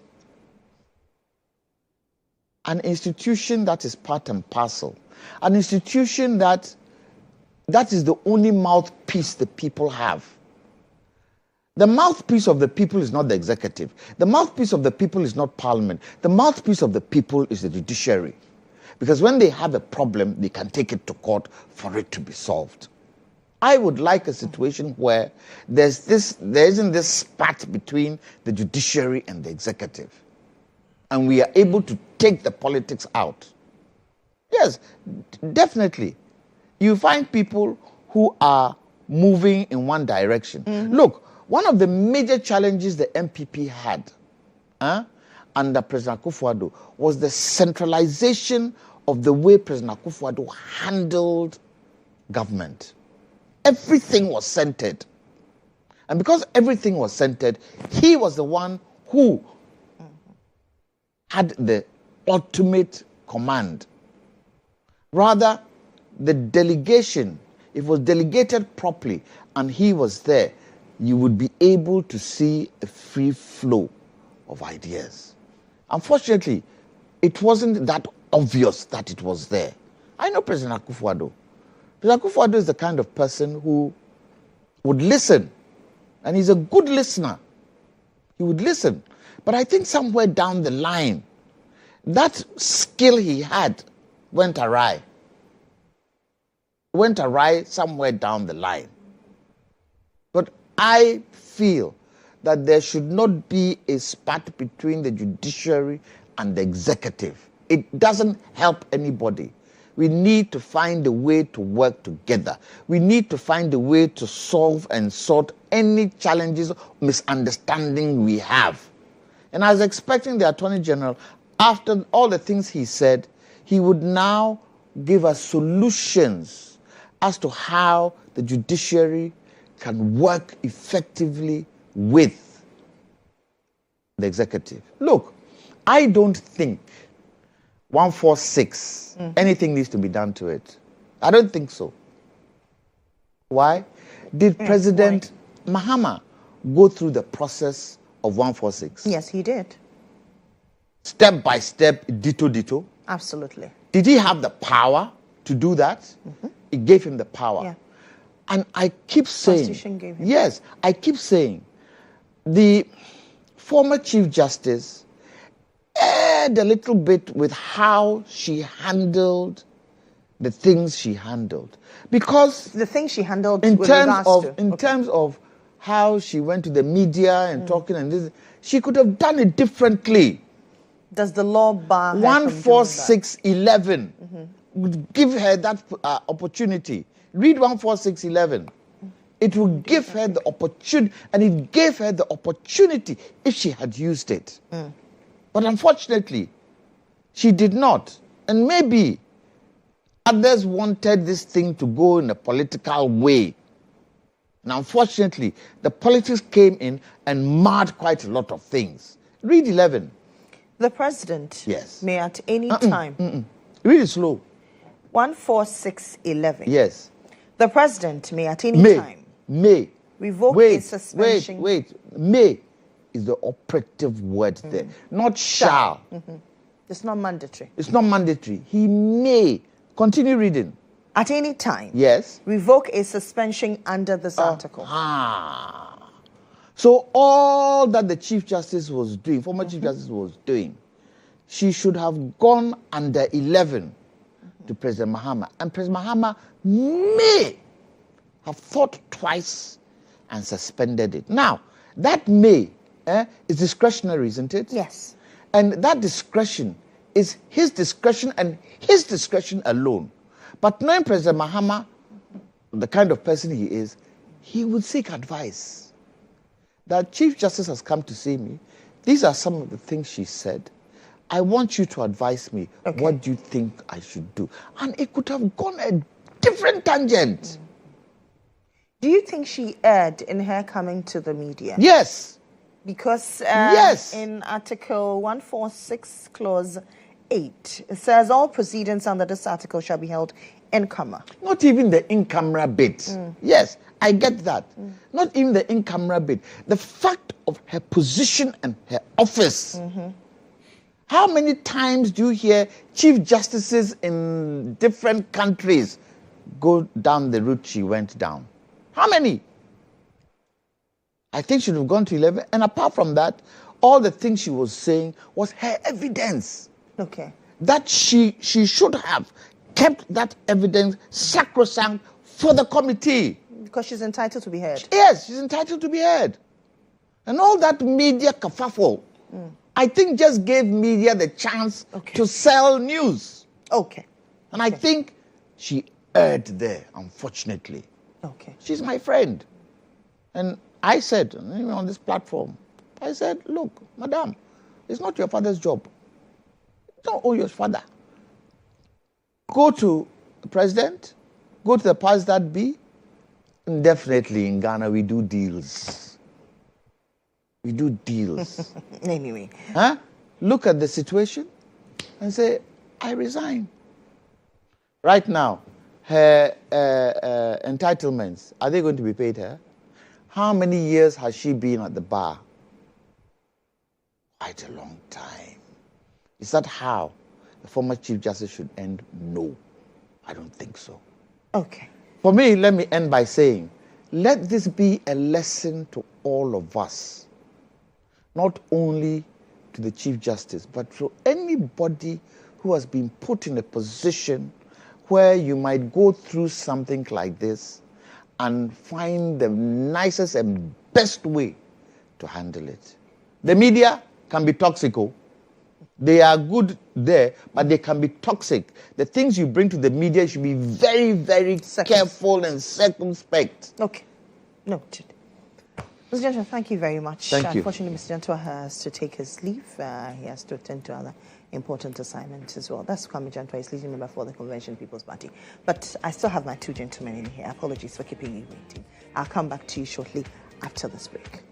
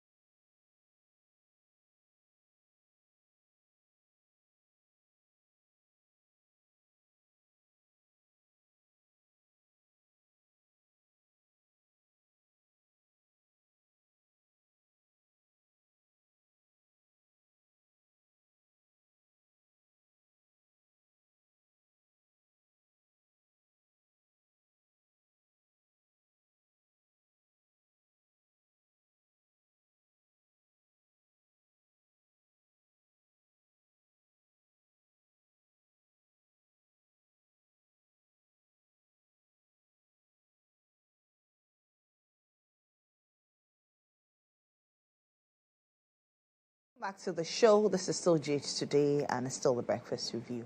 My guests are still seated. Unfortunately, Mr. Janto had to take leave of us. Dr. Paugo Bwachidankwa is still here, and Dr. Frederick Ntiama. Once again, you're welcome. And now we talk about the granting of bail for Abonye. He's been granted a bail sum of 50,000 cedis. And after a lot of back and forth, you on the minority side accuse the government of a selective justice, and many also question why he was still being kept in custody over a misdemeanor offense. Now he's been granted bail. Doesn't it settle it? You know, Lily, this is not a police state, but President Mahama is gradually making Ghanaians feel this is a police state. When I speak to young people, I get increasingly troubled about the thoughts in their mind about the government of the day. Many of them are beginning to think that they cannot speak, that they cannot share their views, that they cannot express their opinion, and that when they express their opinion, you are likely to be misinterpreted and picked up. Now, let me deal with a home issue, because Abronye is a member of the New Patriotic Party. And this is my opinion. I feel that as a New Patriotic Party, we should have cracked the whip a bit earlier on him. Because there are statements that he has made on digital media, tarnished people's integrity, targeted people's character, that I felt the New Patriotic Party should have called him to the disciplinary committee and cracked the whip, because he's the chairman of a region for our political party. I was saddened when he attacked the respected eminence Archbishop Nicholas Duncan Williams and said all manner of things that as a Christian I cannot even repeat. And I was troubled as well with his consistent attack on the candidature of Honorable Kennedy GHOne, consistently. And I wondered why our political party did not crack the whip. When I look at the New Patriotic Party, I look at the New Patriotic Party as a party of values, a party of ethics, a party that embodies Ghanaism, where people want to belong to the New Patriotic Party because it holds the value system, it holds the ethics, it holds the intellectual property, it holds the demeanor of a political party that was part of the founding of this country. So I do the home issue that our regional chairman should have been called to book, but that did not happen, and so we have a sports child that has been embarrassed. Now, we are gradually becoming a police state. And How? How? Because everything you say, you are picked up. The judge's ruling is almost like a kangaroo ruling. You know how kangaroos behave? The judge's ruling is almost like a kangaroo ruling. This is not a criminal case. This is a civil case. That all persons are not equal before the law as the Constitution states. Is that a civil case? Is the breach of public peace? Is that a public peace? Is that a civil case? Public peace. What kind of public peace?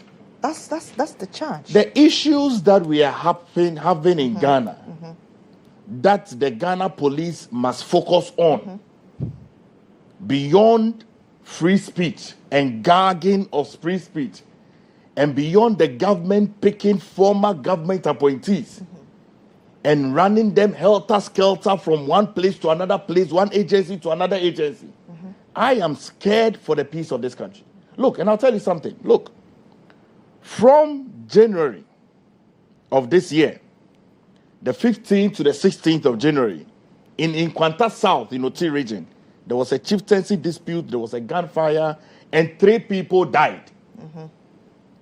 Severe injured and houses were burnt. On the 26th of April, in Nanik, Northeast, there was a chieftaincy dispute, there was a communal attack, victims were burnt, and 3 people died. 9th of April in Boku, Upper East, there was a market dispute, police barracks attack, and 1 person died, severe people were injured. 22nd of April, Domiabra, There was a boundary demarcation on land. More than 3 people died. Dozens of them were displaced, and students among had casualties. On the 24th of August, there was Bengili, the land dispute in Savannah. It's displaced almost 48,000 people, and I can tell you that it's more than that. Okay.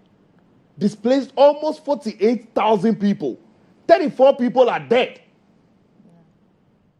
Look, on the 26th of August, the Homowo people, they were doing this, their normal thing. 2 people died, including the son of a chief.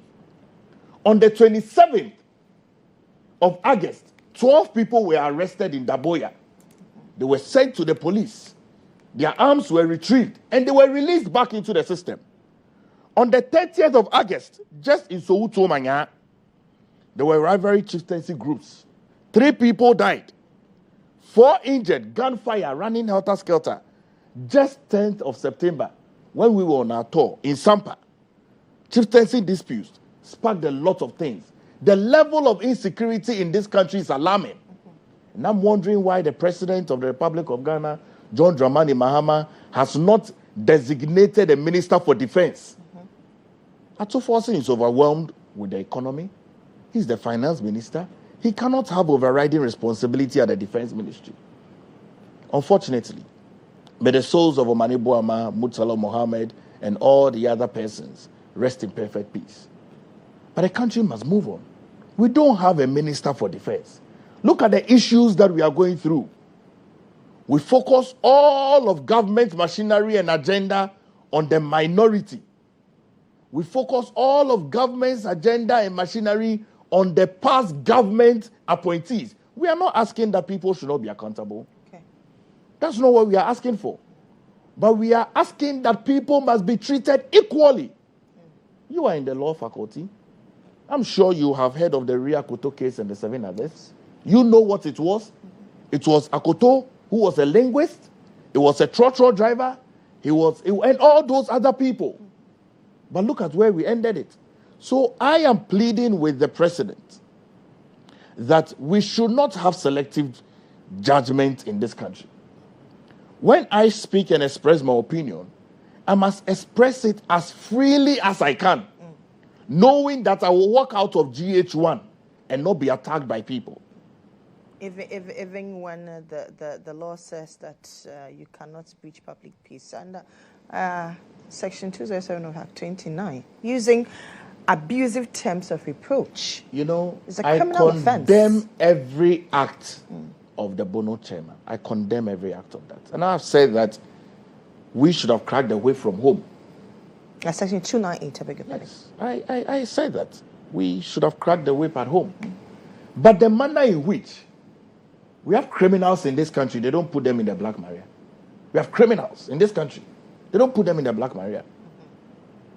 Ghana is struggling. Yet still, we have a deal with the US to bring Africans. Hey, we are struggling to even find food to eat. Struggling to have jobs. We are bringing more people.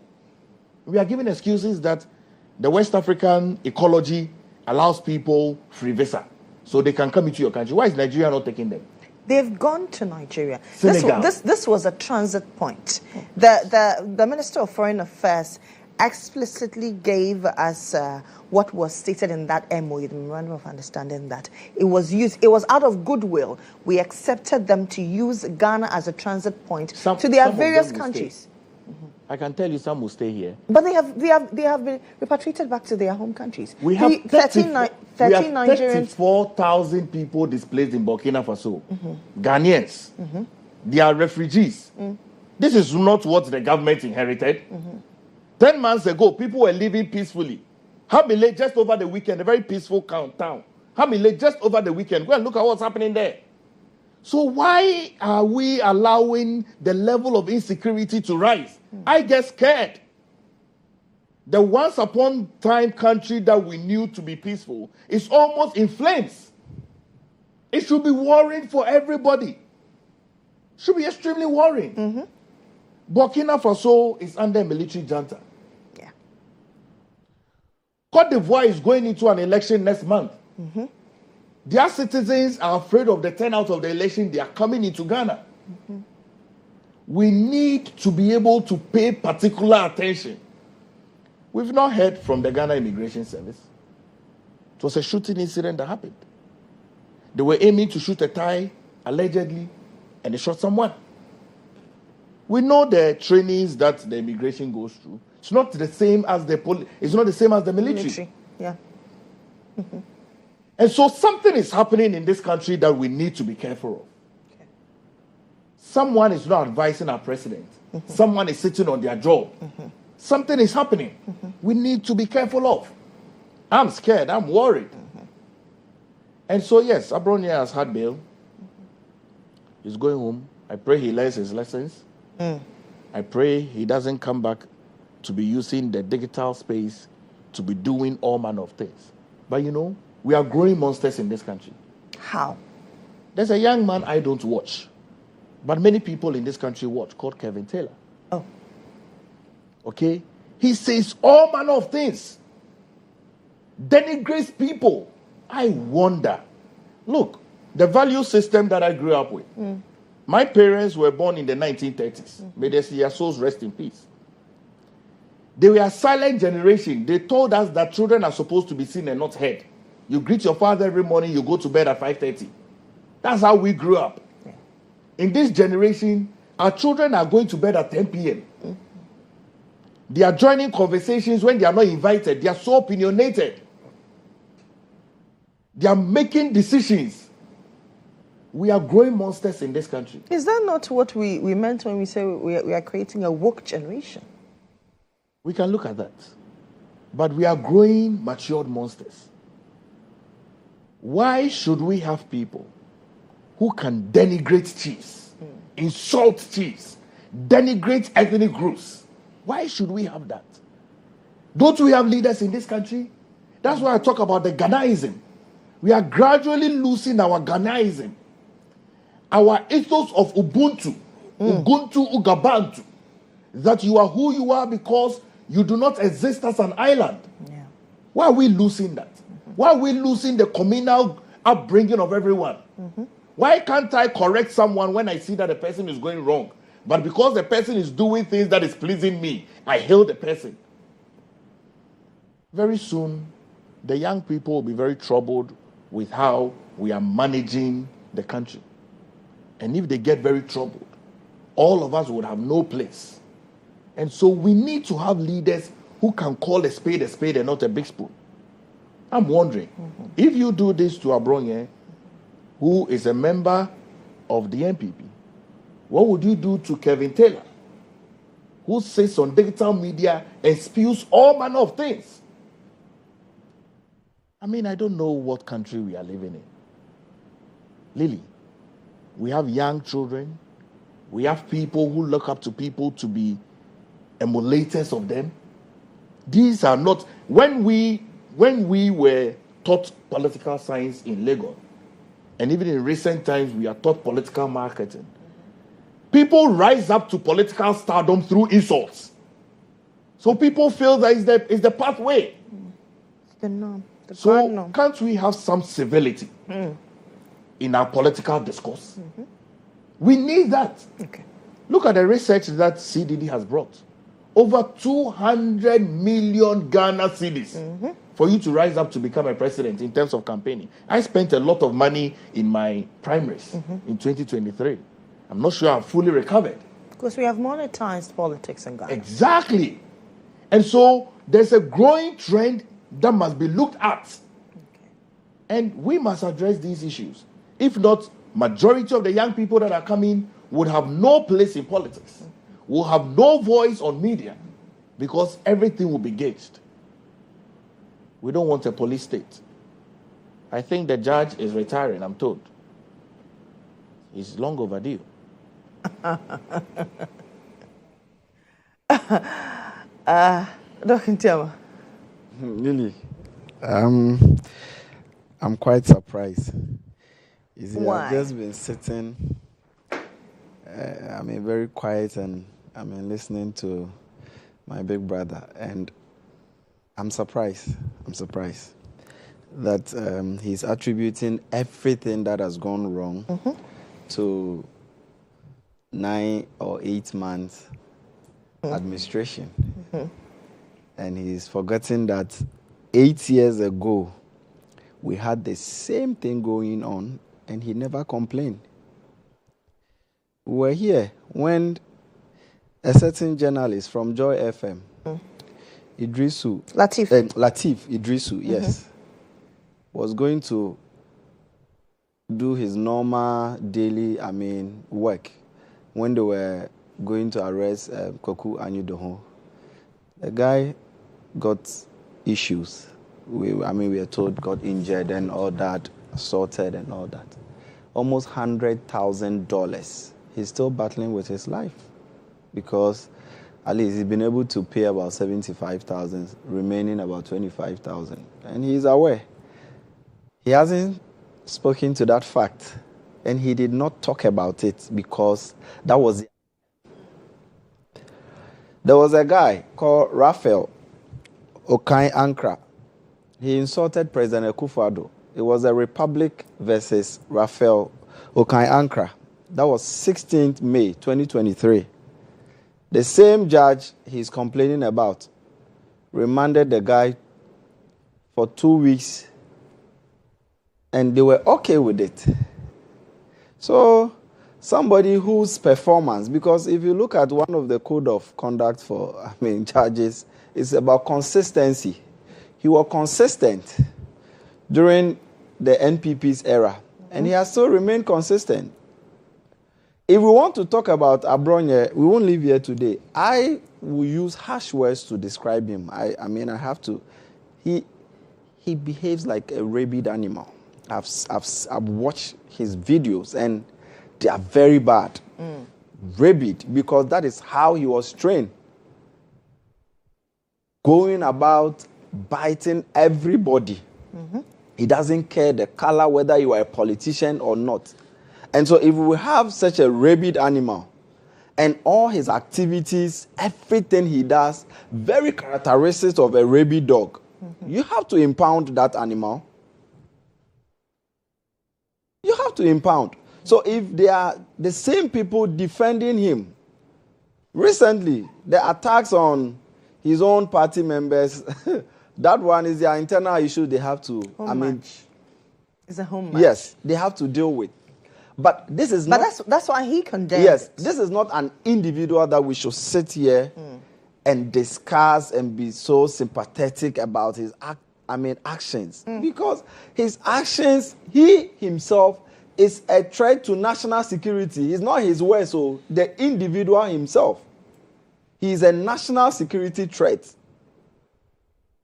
He is a threat to our peace as a country. That individual we are talking about, Abronye. And so if we have such an individual and the state institutions are dealing with him, because he wasn't arrested by President Mahama. During Nana Addo Dankwa Akufo-Addo's time, he was being interviewed. And he said that they were talking about the issue whereby fixed Ghana demonstration and all that, the Galamsey issues led by this popular lawyer.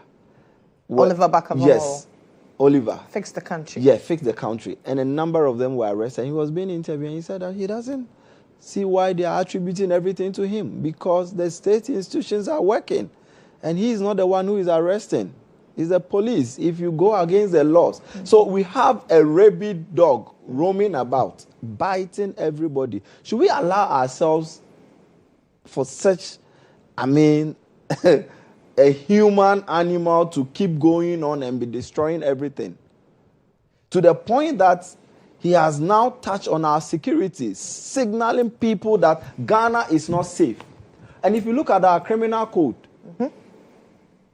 it is stated clearly, anybody who make any statement, action, anything that becomes threat to peace and security, that person has to be picked up. And so he was picked up. And I don't see why we are here defending such an individual, that the manner in which he was picked, it is okay, because I consider him as a rabid human being, and such people has to be impounded. And so I don't see anything. What I have issues with is the judgment that was given by the judge. I have issues with, and we have to condemn that. Okay. Because today it is somebody, tomorrow it is you. If you look at the records of the judge we are talking about, from NPP's time, he's giving judgment in that order. And so he was justifying the fact that for a judge, he has to be consistent with what he does. And that is part of their code of ethics, to show that you are not biased in any way. So he gave somebody 2 weeks, remand. He gave another 2 weeks. And now, even the guy with Wuntumi recently, when he was arrested, yes, Wuntumi Media, that guy was still given 2 weeks by the same judge. And so if he's giving 2 weeks to a regional chairman, this shows that the level of consistency is the same. But the reasoning is where we find it problem. That he's making statements, making reference to a dictator. We are not in a dictator state. We are a democratic state. So if you are keeping the person based on your consistency from the MPP's era, we don't have a problem. But what is the reason? The reason is faulty. I'm not a lawyer or a judge, but you can read between the lines that you can't use a statement made by a dictator as the basis of your reasoning in any way. And so that side of it, we condemn it, and we don't want it to happen in Ghana here. But for the individual to be arrested by the police and all that, it is okay, because this is not the first time. If I'm to give you the records of this rabid human being we are talking about, this is not the first time. In 2018, his own party, they nearly took him out of this world because of his statement and the way he went about things. In 2022, he was picked up, and at Accra High Court, he was given a bill of 100,000 Ghana cedis. So this is not the first time. Even in his own administration, they realized that they have to tame him. They realized that they have to put a restraint and impound him. And they did that. So if we have come to a point, we have seen such a threat, and he's still going about the same thing, and the law is dealing with the person, we don't have to criticize the, agencies and state institutions that are working, but the manner sometimes in which they conduct the thing, if it is not fair, we need to criticize. In the case of the judge, I will not sit here and say that the reasoning he gave for refusal of bail is good. It's not good. Okay. That should not be encouraged in any way, because this world and everything is like a clock. It goes round. One day, you'll be the same person in front of the same judge, and it gives you 2 weeks without any proper reasoning. And where are we going as a country? So that side of it, we condemn. But I will not sit and, feel anything like sympathy for somebody who doesn't have regard for peace. Somebody, you see, we are bothered.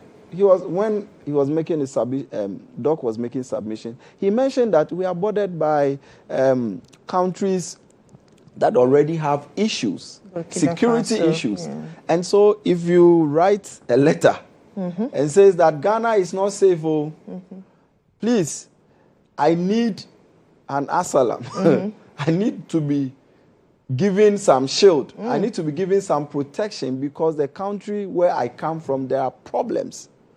There are security threat issues. There are a number of things going on. And this guy put it up there, sent it to about 8 countries. You know the implication of that? Now we are telling the people who are around our borders that now the country is not stable, so they can attack at any time. And that is what normally they do. When they realize that there are insecurity, the state itself has issues about security and all that, that is when they infiltrate and they cause a lot of issues. So being picked on that note too, it's something that I think it goes against our criminal code. So once he has violated the law, see, when we are looking at a political party, the reason why on any day, I think that MPP as a party, they have to dissolve it and now look for people who are competent to lead a party and form a new party. The reason is that... Is that not unfair? No, the reason is that, you see, if you look at our right to vote, it is stated that anybody above 18 years or 18 and above with sound mind can vote. And the person has to be registered. So even the registration process, they still have to assess whether you have a sound mind. People like Abronye and the rest, in terms of soundness of mind, I don't think they have it. Because, see, today I'm being harsh. And the rest, as a member of the NPP, you don't think... So that's why I'm saying that, I'm not saying that everybody in there, but I think that people who are leading them, this is a regional chairman we are talking about. Yeah. Right. So if the ordinary people going to vote for the regional chairman and the rest, they have to be of sound mind. What about the person who is standing to be voted for? Okay. Such people should not be allowed. He's here, he's listening. I know he agrees with me perfectly that people like Abronye should not be allowed to contest in positions. They should have a system if they want to be considered as a political party and an opposition that is strong enough to take power in the next maybe 100 years, then they should reform a number of things, change people like Abronye and the rest, and let people like him take position because they are not of sound mind. The way they talk and things, you can easily tell. We are taking our psychology and psychiatry as a nation for granted. Go to Ankafu, go to Pantai. People are there. Even the medications and things we have to give them, they don't have it. Those that are visibly, the signs are very pathognomonic. You can see that this one mentally is challenged. Those ones, we are not even getting medications for them. So it is difficult to, arrest the one that looks partially to say that you are going to treat, because the ones that are so obvious, we don't have medication. And that is where we have come as a country for the past so many years. I won't attribute it to only, MPP's era, but this is, a shortfall. This is a challenge we need to look out for. Now you move about, you see mad people all over. And sometimes, sometimes it's very sensitive when you're talking about issues like that. I have that 2 of my siblings in my own family. See, and it's a big issue. You don't know what is the problem. You don't know the cause. So I can assure you that there are a lot of people working with so many issues. And he's one of them. Okay. And these people, if our psychiatry system and psychologists and things, we have equipped them enough, they should be able to pick these people and interrogate them, find proper remedies for them so that the system will be sanitized. That's what I would want to say this morning. He is a rabid dog at any time. If he goes back and they are not able to treat, because a rabid dog is difficult to treat. You see, so it will be difficult to even say that they crack the whip on him. It will be difficult for such an individual, unless maybe they decide to still impound and keep him in a security tight corner. So the vehicle itself, that transport, you see, the security agents, they have intel. They know what is happening. So they realize that... So you are justifying the Black Maria? Yes. Okay. It is good. Okay. For people like that. Okay. He was making reference to Kevin Taylor and the rest, but what Abronye is doing cannot be compared to what Kevin Taylor has said in the past.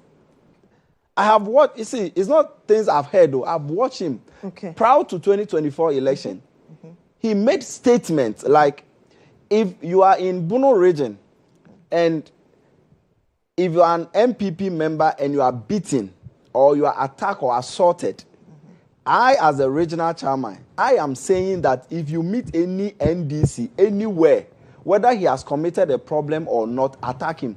How can such a human being be allowed to, be moving about freely? And now he has money and influence to some extent. He made such statements, but because they were in power, nobody could pick him up. People sat on radio station, make light statements, and during that 8 years, they were picked up immediately. If we're in that era, I'm sure by now, by the time I walk out here, people, security agencies will be standing there looking for me. But we have moved. I would tell you that the country is peace. You see, there is peace in the country. It's peaceful. Anybody who tells you that because of 1 or 2 issues happening there, we've had these issues living with us for a very long time. we have just not realized and decided to sit down as a nation to tackle issues of, violence, issues of criminalities, assault, all these things. Because we've had armed robbers shoot people in open space. And what have we done about it? We've seen this in Ghana here several times in the past, years. We've seen that. It's been reported. Is that not a call? That is what I'm saying. That so agencies. If we are talking about security, don't let us make it look like it is only 8 years that our security has deteriorated. Okay. Let me give you a report. You see, after the Ayawaso, and I've said this over and over, GHOne issue in 2019, there was a report that was released by Justice Emil Short. And in that recommendation, I wish you have it so that you can read it. But, well, if time will permit, I'll just go through it. If you have it, yes. So, if you look at that report, that white, so-called white paper report, there was a portion called General Recommendations, 5.3. And under General Recommendation, it was recommended by the Commission for the police to review their recruitment process. So if I look at General Recommendations, 5.3, the Commission recommend that the police should review their recruitment procedure and install merit-based criteria to ensure that the most qualified and not the most well-connected persons are enlisted. In the past 8 years, they have enlisted and recruited about 20,000 police officers. Not to talk of the military. This is a report about the police because the committee, they sat down and they were able to see that a number of the people in our security services are not fit for purpose. And so they put out this recommendation that going forward, did they listen? At the last minute, 2024, when they have lost power and they realize that now they are going, they started the recruitment process. Were they able to follow this thing? So if they are here complaining about the security, it is because of the people they planted in the security service that is causing all this problem. If they are not living up to expectation, then they should sit down and put their hands on their head and be ashamed because they did not follow due process. Noted, Doc. Dr. Ntiamwa has made a very dangerous statement this morning. Because when I go to the War Army Institute for training, it is taught that when you are recruiting, you must make sure that you have equity of every tribe, every ethnic group in that recruitment. The rationale is that should there be any uproar, there will be equity responsibility to safeguard the country. Every single month from the time this government has taken over, people have died out of insecurity. And I count not less than 50 people every single month. I'll conclude by saying the President John Dramani Mahama must give the country a Minister of Defense designate so that the moment Parliament comes back, that person can go for vetting so that the Ministry of Defense can have a minister. The issues that we are troubling with is how our security is being handled. Lily, we are not safe. None of us is safe. With the deals that we are having with America, people are transiting here. Do you know how many people will stay? With the rationale that ECOWAS citizens have 90 days visa-free. Do we know the threats of that? I mean, we really, really, really need to safeguard our country. We are struggling in this country. Really, we are struggling. Tariffs are going up over 200%. We are struggling. Look at how much people are paid. We don't have jobs. We are struggling. So for me, Lily, the president must do something about illegal mining, must call for a targeted state of emergency. The president must crack the whip when it comes to our security issues. We are not too safe. The issues that are happening in the north, they must be able to handle it well. So many people have died in the line of duty. Civilians have been killed. 50 people have died. 48,000 people are displaced in Burkina Faso. It could be more, like I'm telling you.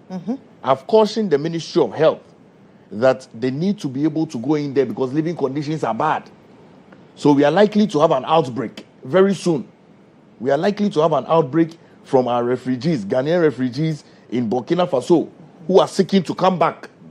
But they can't come back because they are afraid of the volatility of the issues that are happening in Ghana now. So please, we have a lot of things that the government must be up and doing. All right.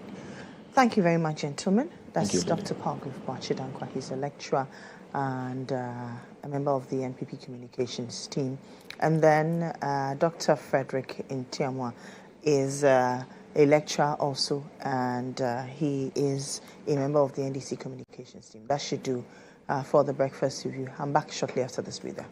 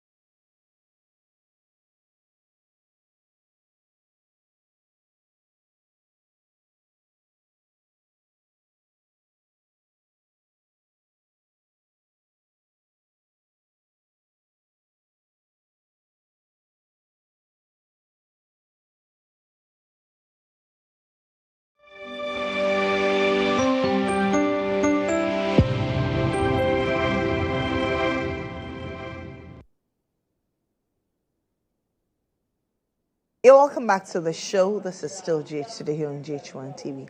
It's our time for Health Alert, and this morning we're talking about disability and the role that some professionals, rehabilitation professionals, play in ensuring that those who have disability are better fit for the society and are better rehabilitated into the society. I've been joined this morning by Joshua Boahene. He's a physiotherapist with the Jesse Live Clinic, and Eugene Fosudakwa. He's also an occupational therapist with Jesse Live Clinic. Later on, we'll be joined by Letitia Afigomado. She's a speech and language therapist. Good morning, gentlemen. Good morning. How are we doing? Yeah, doing great. It's good to have you. Now, for you as professionals, what does disability mean to you? Okay, so to me as a physiotherapist, disability is not just you not being able to walk, but anything that impairs a major life activity is called disability. And for you? Okay, so disability is when one's impairment interacts with the environment and makes one limited in doing daily activities. And how do you come in, physiotherapists, occupational therapists, how do you come in aiding persons with disability? Okay, so I, as a physiotherapist, when there's someone with a form of disability, what I usually do is at first I break it down into 3 categories. So we have the individual, the environment, and the task. So I look at the individual. What's happening to the individual? Is there any impairment, any disease condition that's affecting the person's function? Then I also look at the environment. What are the barriers or things that influence the activity? Is it a closed environment, open environment? Then the task as well. What are the requirements to be able to perform the task? So for instance, walking. If I'm seeing a client who was, let's say, working at Makola as a trader or a hawker, I have to look at the person's work, the environment, and the task that it involves, and see how best to integrate the person. So then I draft exercise programs as well to help the person to be able to function. What type of patients do you ordinarily see on a regular? So I see a myriad of patients ranging from musculoskeletal disorders, that's back pain, knee pain, joint dysfunctions as well. We see neurological, so stroke, Parkinson's. We see cognitive issues as well, people with Alzheimer's, dementia, respiratory issues. You have COPD, asthma, bronchiectasis, among many others. Even children as well, so children with cerebral palsy, delayed developmental issues as well. We see quite a lot of conditions. Even pregnant women as well, we also see as well. So in this instance, what do you do for them? Is it management of what they have or treatment? So it's both ways. So it depends on the condition you're having. Some conditions can actually be treated, especially chronic conditions. So when identified very early, we can possibly reverse diabetes as well at a very early stage, so pre-diabetes as well, through exercise program, diet and lifestyle modification as well. Really? In the very early stage, it's reversible, but when it delays over a long period of time, it's irreversible. If you say very early stages, what do you mean? So when you are diagnosed with pre-diabetes, or you have what you call insulin resistance. So insulin resistance usually precedes diabetes as well. So that early stage with lifestyle modifications, according to research, it shows that it's reversible as well. So pre-hypertension as well, with lifestyle modification, we can reverse it as well.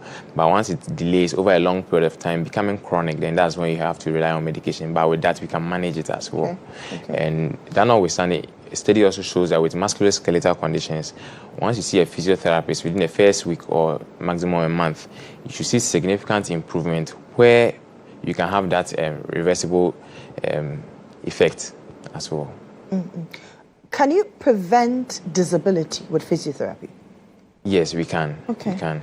So disability, we will say, is not inability. Sure. So it depends on what you are looking at in terms of the prevention. So as I said earlier, once you engage in early rehabilitation or intervention or early physiotherapy intervention, we can reverse disability or we can prevent it. So someone having stroke at the early stage, depending on the kind of stroke, once the person starts early, we can have significant impact on delaying for muscle contractures to come in and atrophy as well. So once we start very early, the prognosis is very good. We can do significant stuff where, if possible, we can get 100% recovery, 80%, but it ranges depending on the severity and then the stability of the person. Now, GHOne, let me come to you. You are an occupational therapist. What makes it unique? Okay, so and what do you generally do for people? Occupational therapy is unique because we focus on occupations. All that we do is about how you'll be able to do your daily activities. So let's take someone, for example, let's say a stroke client who is, let's say, impaired physically. I am looking at how the person will be able to dress, maybe do daily activities, eating, bathing, and all that. And also, I focus on a holistic approach, not just the impairment. So I believe in the social model of disability, as in the environment makes one disabled, not just the physical, impairment causing restrictions. So we also use holistic approach, as in we look at how the condition is affecting even your spiritual life, your emotional life, and how you even relate to the environment. Okay.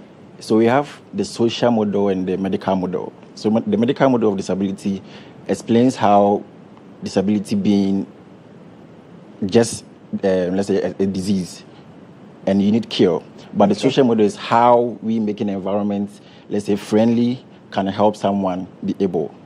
Yes. And OT is also unique in a way because we help people do what they love to do.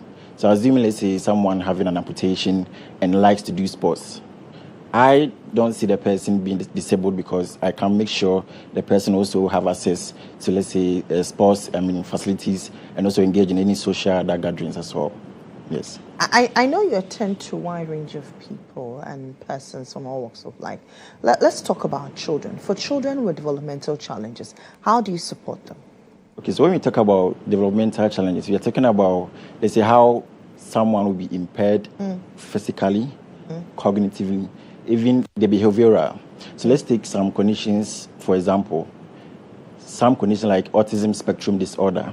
So it's a condition that affects how a child relates socially, and also how the child, behaves in the environment. So they have a wide range of sensory issues. So as an occupational therapist, my role is to just help such child to be able to, let's say, regulate their senses, because you have so many sensory issues that they go through.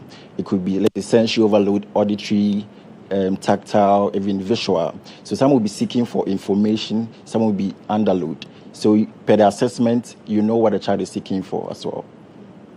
Okay, let's go to Zoom and engage Letitia Afi Gomado. She's a speech therapist. Letitia, good morning to you.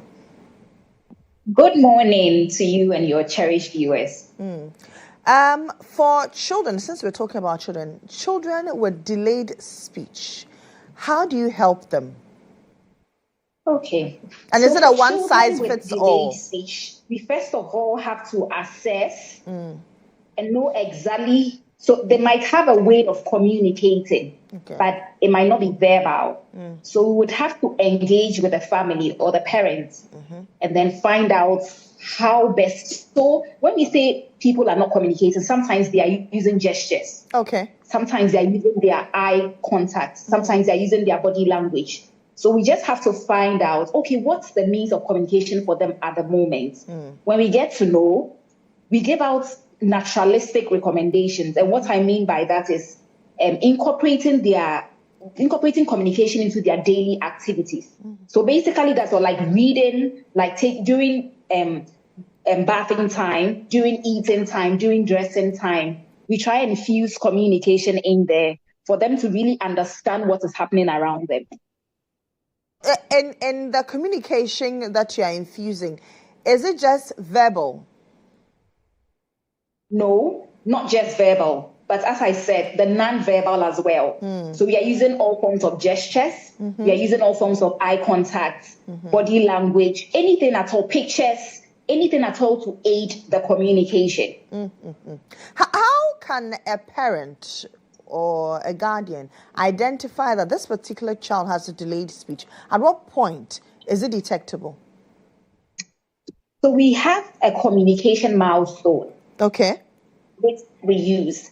So at every point, there's something a child is supposed to do. So you're looking at 1 year. Is the child actually turning to their name when you call them? When you're speaking to them, do they give you that attention that you need? Okay. It might, for a 1 year, will not give you that much attention, but if you mention their name, they should be able to turn. Okay. They should be able to use very single words. Mommy, no. It might not be clear. We are not looking at clarity at this point. It might not be clear, but they should be able to string some words for their daily interaction. Okay. So basically, these are the things we ask parents to look out for. Are they pointing at least to request for something, even if they are not using verbal means of communication? Okay. Now, let's come to adults. Adults who may have suffered certain conditions like stroke. How do you help them in regaining their speech back? And is this something that can be regained? So yes and no. So when it comes to adults with stroke, it depends on the severity of the stroke. It depends on where the stroke affected. So in the brain, there are parts of the brain that is used for communication.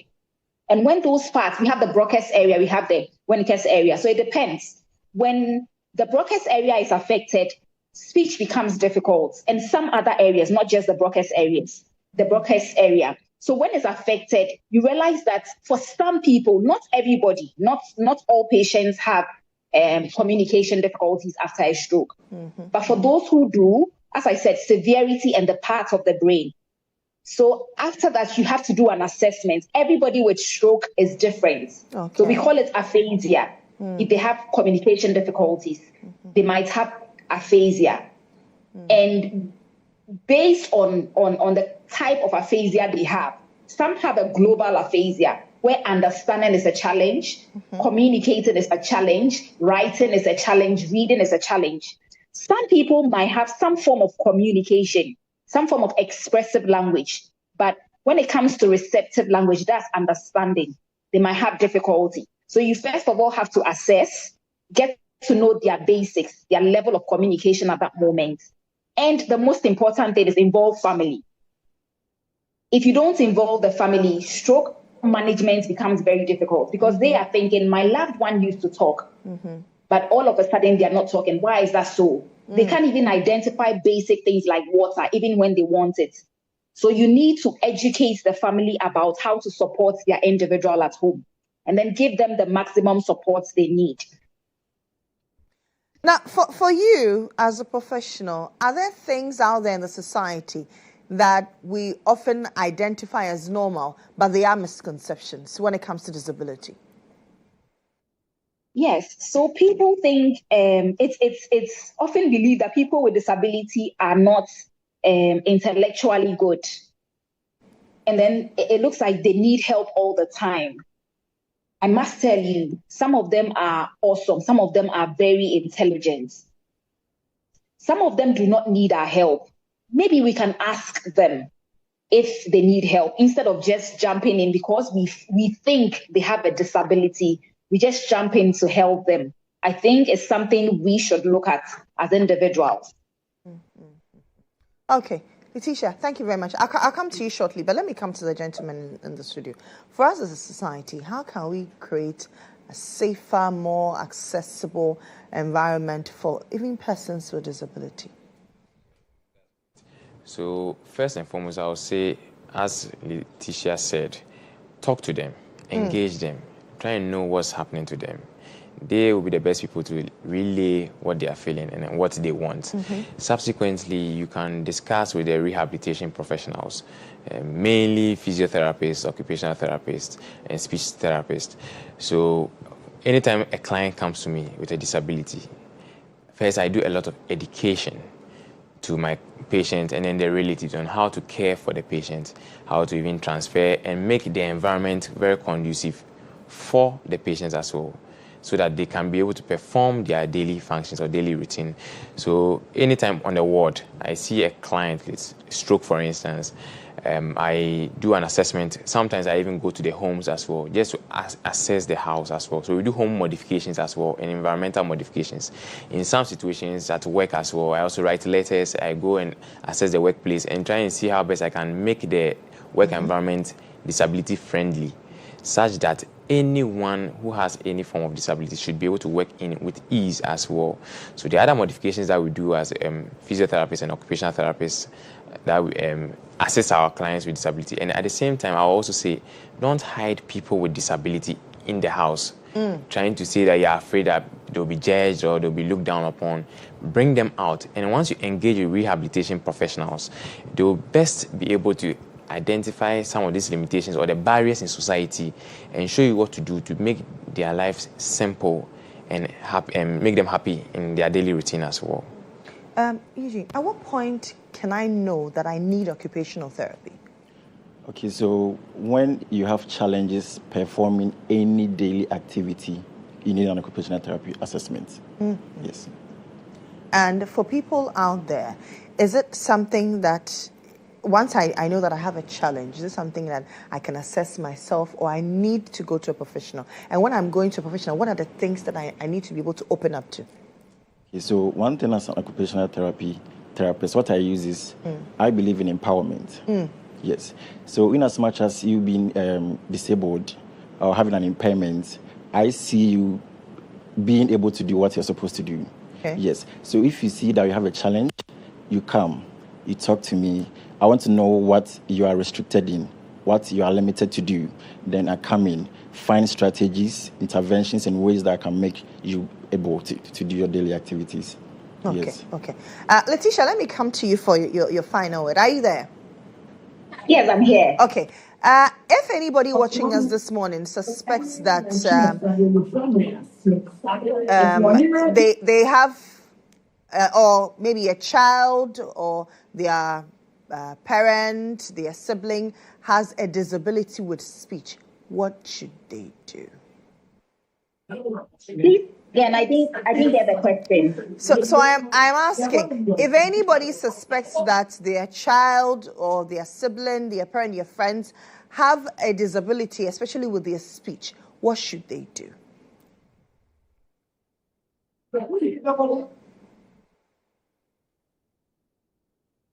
Okay, I think Letitia is struggling. Could you?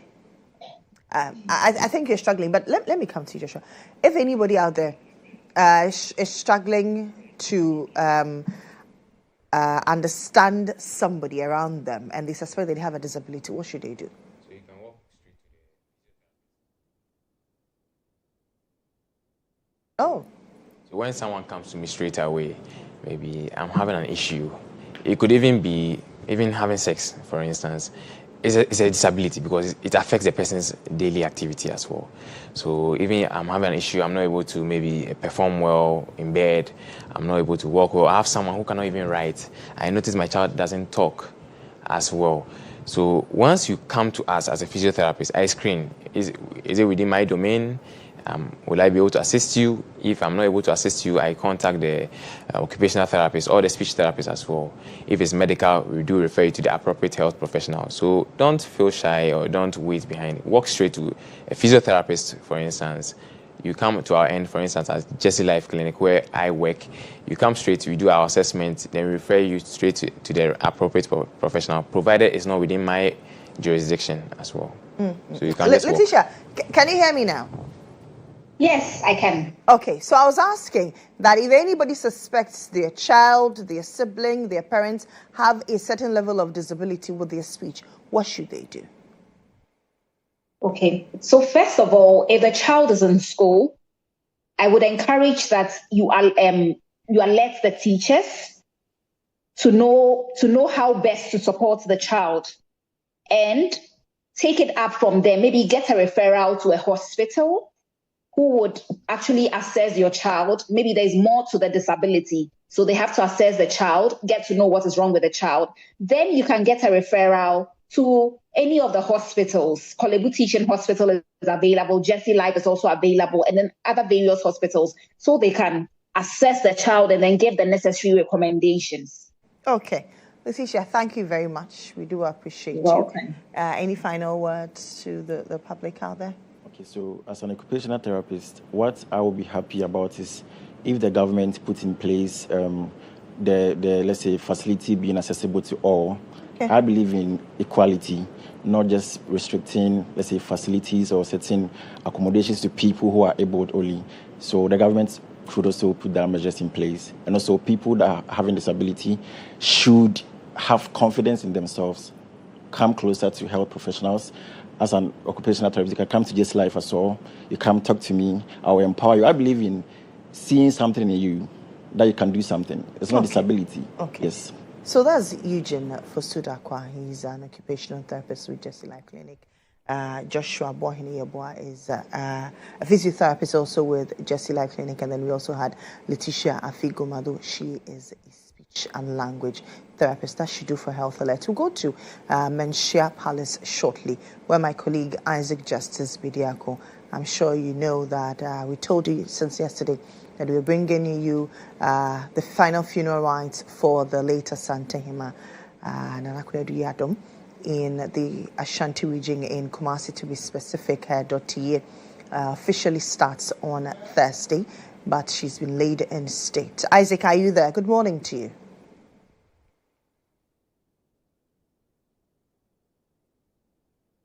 Okay, so Isaac will join me shortly after this.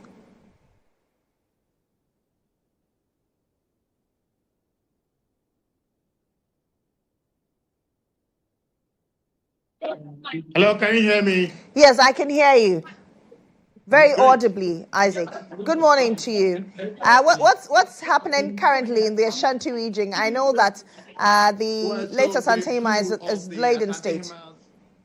4 days burial rites has commenced, and today traditional leaders in the region, together with state institutions, the Ghana Bar associations, and other recognized bodies within the region, are expected to grace the occasion today, where they also had the opportunity to far past the body of the late Asantehima, who has been laid in state for the past 2 days. Then after that, the Asantehima 2462 will be seated after 11 a.m. when the funeral will take full effect in Menchia Palace, as we speak now. But there has also been some relaxation in some of the restrictions that the palace issues for us this funeral is concerned. If you recall, the earlier statement that came from Menchia Palace was that on Thursday, that is the day that the late Queen Mother will be buried,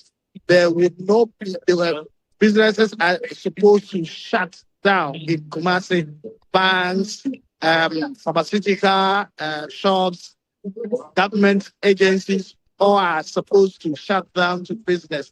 But on second thought, the planning committee for the funeral has confirmed that they are relaxing some of the restrictions. So restaurants would be allowed to operate from morning to evening. Then the pharmaceutical shops are also allowed to work from morning to evening.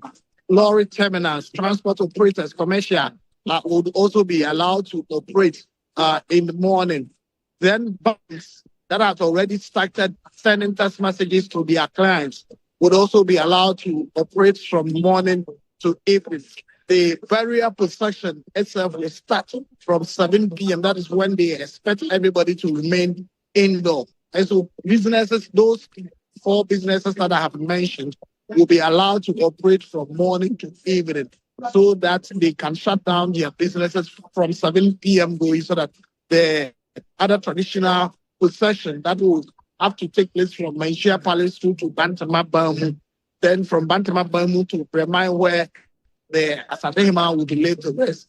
That is what they are expecting from Kumasi restaurant. So at the moment, as you can see from the background, the media is setting up. Some of the chiefs have also started arriving here in Menchia Palace. So exactly at 11 a.m., the funeral will take effect. That's when, after Asantehima 24 has gone to far past the body, then we will move straight to the bedroom where the funeral is taking place. Then the funeral will take off properly today. So that is what the 2 activities look like for the day. All right. Isaac, thank you very much. I'm sure by 11:30 a.m. when we're on the news will come to you for more updates. So he's our Ashanti regional correspondent. Let's do some celebrations now.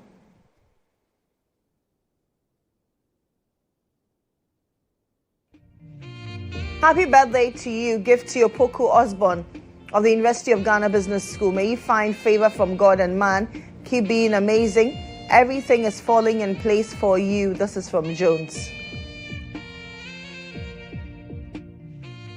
Happy birthday to the greatest papa in the world. Wishing you a day filled with love, joy, and all the happiness you deserve. Thank you for being an amazing papa from your daughter, Rebecca Yankee.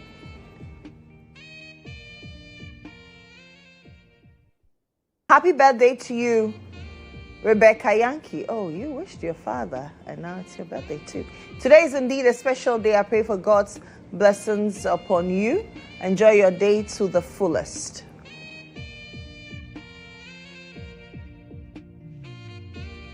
Happy birthday, Mr. Jonathan Doe. May God continue to strengthen you, pour out his wisdom, and renew your spirits in the year ahead. Wishing you a birthday filled with God's abundant grace, joy, and continued anointing from your church members, TDHC. Happy birthday, Melissa. On this special day, I just want to remind you how truly special you are. You carry so much light, kindness, and strength within you, and everyone who crosses your path feels it. I pray this year brings you peace, joy, and countless reasons to smile. You deserve every good thing life has to offer. Keep shining, because the world is brighter with you in it. With loads of love from Rhoda, Duke, Justin, Julian, and Mom to you.